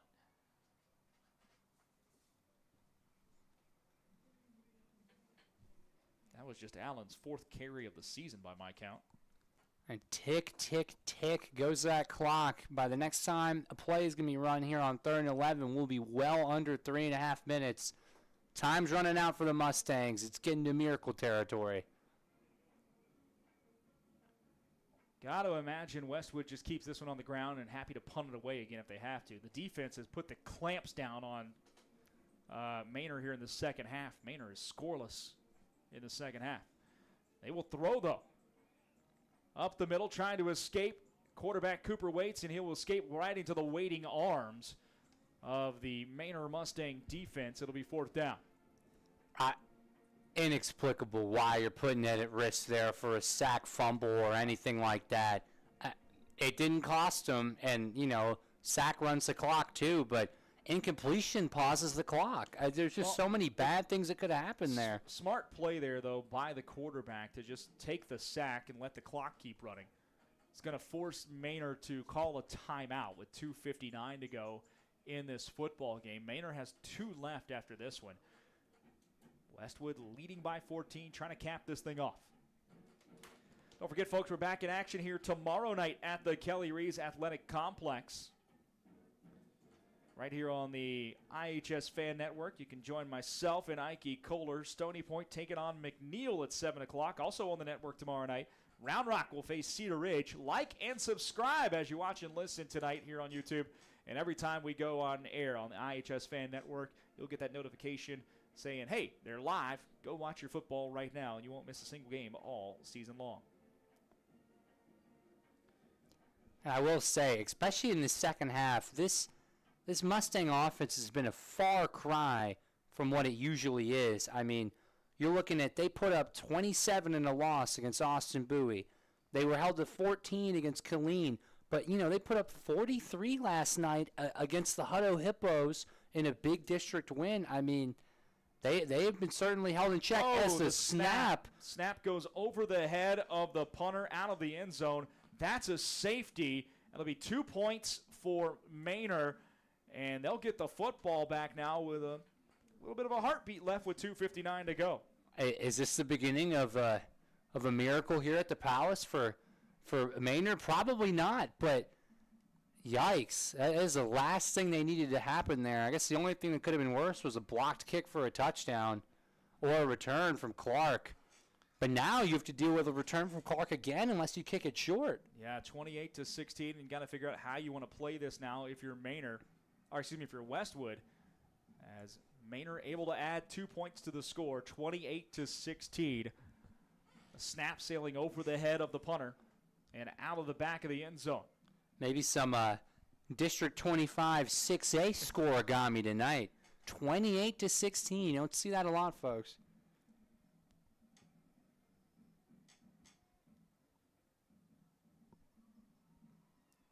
So, yeah, they can't kick it to Clark here, right? You'd think not. You also can't kick it out of bounds. Maybe a squib kick or something would be on the way and advise. You just trust the defense. Yeah. Dallas, by the way, leading 20-15 now, midway through the 4th quarter. Kind of an odd score there. It looks like the Giants are just doing nothing but kicking field goals all night. Sounds like what my Washington Commanders did to the Giants 2 weeks ago. Actually worked out well for us. 28-16, it'll be the free kick. And is a spiraling kick, sending Clark back. He goes through his arms. That's a live football. He didn't know that. 15, and now he's just trying to make something happen. Still going backwards at the 10, on his feet on the sideline, and steps down at the 20. He had no idea that was a live football. Yeah, I don't think he did either. Which is costly. That probably cost them about 5-10 yards. Precious yards that they need for this comeback. Worth mentioning, though, the Mustangs do have all 3 timeouts. Say they can get a big play here, then you can take 3 timeouts and see what's going on defense. I thought they had called one earlier. I think they were all Westwood. Okay. I could be wrong. I mean, the scoreboard is probably right, and I'm wrong. I'm sure that's the case. There's also a penalty on the play here that backs Manor up a little bit more out to the 11. My goodness. That was a ball that was kicked away from Westwood's own 20 on the free kick, and Manor's going to take over at the 11. My goodness. 70-yard swing when you add the return man not knowing what was going on and a penalty. You'll take that all day long if you're Westwood. Absolutely. They'll still tear apart the safety in the film room, but it looks like it won't cost them here tonight. Huff rolls to his right to throw, and that is complete, but a very short gain for Jordan Clark. Jack Kelly there to make the tackle. Heck of a tackle by Kelly there on the sideline in the open field. but he is coming off with a little bit of a limp. We hope he's okay. It'll be second and about 10, or second and 9 after the 1 yard gain. Down to 2:35 left in the ball game. Westwood leads by 12. You got to think that they're looking for a deep shot to Clark. Clark there is lined up at the top of your screen. However, it looks like they're bringing safety help for him. Rolling left this time. Huff throws, and it's a little short and complete, but he had to go down to the ground to catch it, did Jason Bermia. It'll be third down and about 4 to go. Defensive lineman Jacob Brown, the junior for Westwood, pleading the case to the side judge that it was incomplete. Side judge did not agree, and now we have third and short. 2:09 to go, and for whatever reason, the ball's being placed on the right hash mark, even though the play came down to the left side. There has been some interesting stuff from our group of referees tonight. I am very, very confused right now. It's not the first time you said that either. If I had a dollar. Okay.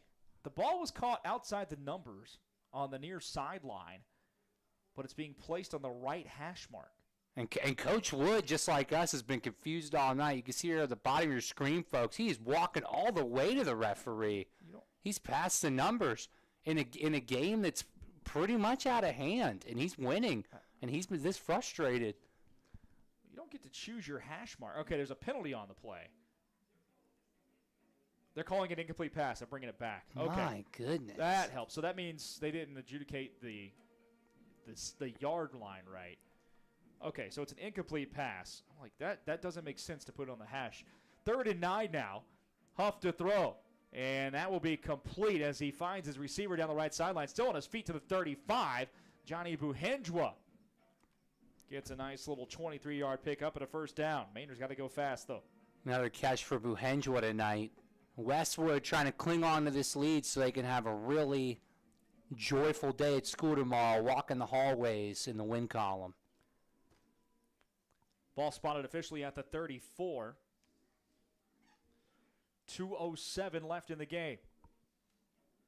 Handoff on the sweep to Ronzel Woods. They faked it. Huff to throw. He's got a man down the middle into double coverage. It's intercepted.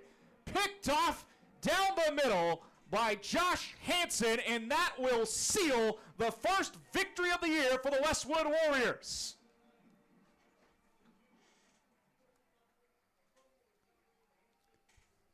It's a party on the sideline right now. Hansen just goes up and snags it away, playing center field out there. 28-16, Westwood with the lead. And barring something absolutely insane, they're going to get their first victory of the year. And a big one, too. First victory of the year, first district victory of the year. They are back alive here in District 25. I still got half the season to go. And in district play, more than half the season to go. At 1-2 now, assuming they hold on here. This is, like we talked about earlier, now it's really just hold on to the football territory if you're the Warriors.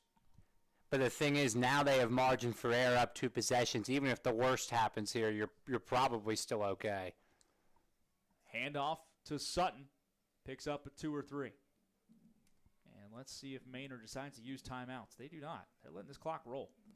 Yeah, Manor's putting up the white flag. You know, not a bad performance from the Mustangs tonight, but I'd say outside of those first 2 drives, the defense left something out there on the field more to be desired. And the offense, my goodness, will be on a milk carton tomorrow. They've gone missing in the second half. I'm not sure what happened, but this Westwood defense, Des Williams' defense, can be very proud of their performance, especially that D-line, my goodness. 2nd and 8. Handoff right up the middle. Sutton again, nowhere to go. It'll be 3rd down.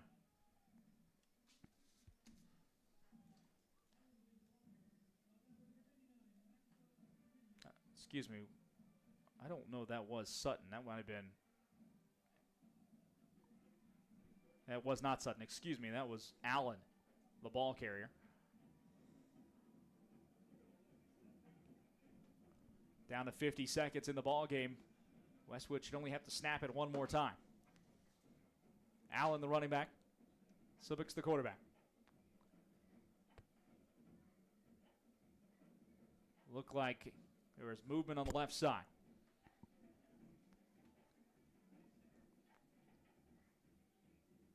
A little delaying of the inevitable here. And just a quick update from, if you guys don't have Prime and you're not running the dual screen setup tonight, it looks as if the Cowboys will probably escape East Rutherford, New Jersey with a win. They're up 5, 20-15, and it is a 4th and 6 for the Giants on their own 45-yard line as the Cowboys look like they're going to move to 2-2 on the year. Subix takes the snap and the knee. Manor will let this clock roll out, and that will end your ball game tonight. The Westwood Warriors pick up their first victory of the season and do so by clamping down on defense here in the second half. 28-16, the final score as Westwood gets a victory and gets off the schneid here in September.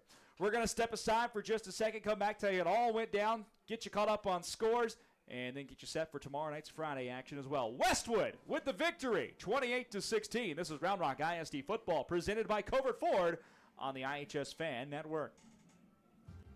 In the heart of Austin, there's a name that reigns supreme, Covert Ford. For over 114 years, Covert Ford has been driven by the community, offering unbeatable service and a wide selection of vehicles. From the rugged F-150 to the iconic Expedition, Covert Ford has the perfect ride for every journey life offers. Visit Covert Ford Austin, where community drives us. CovertFord.com off Research Boulevard. Join the Covert family today.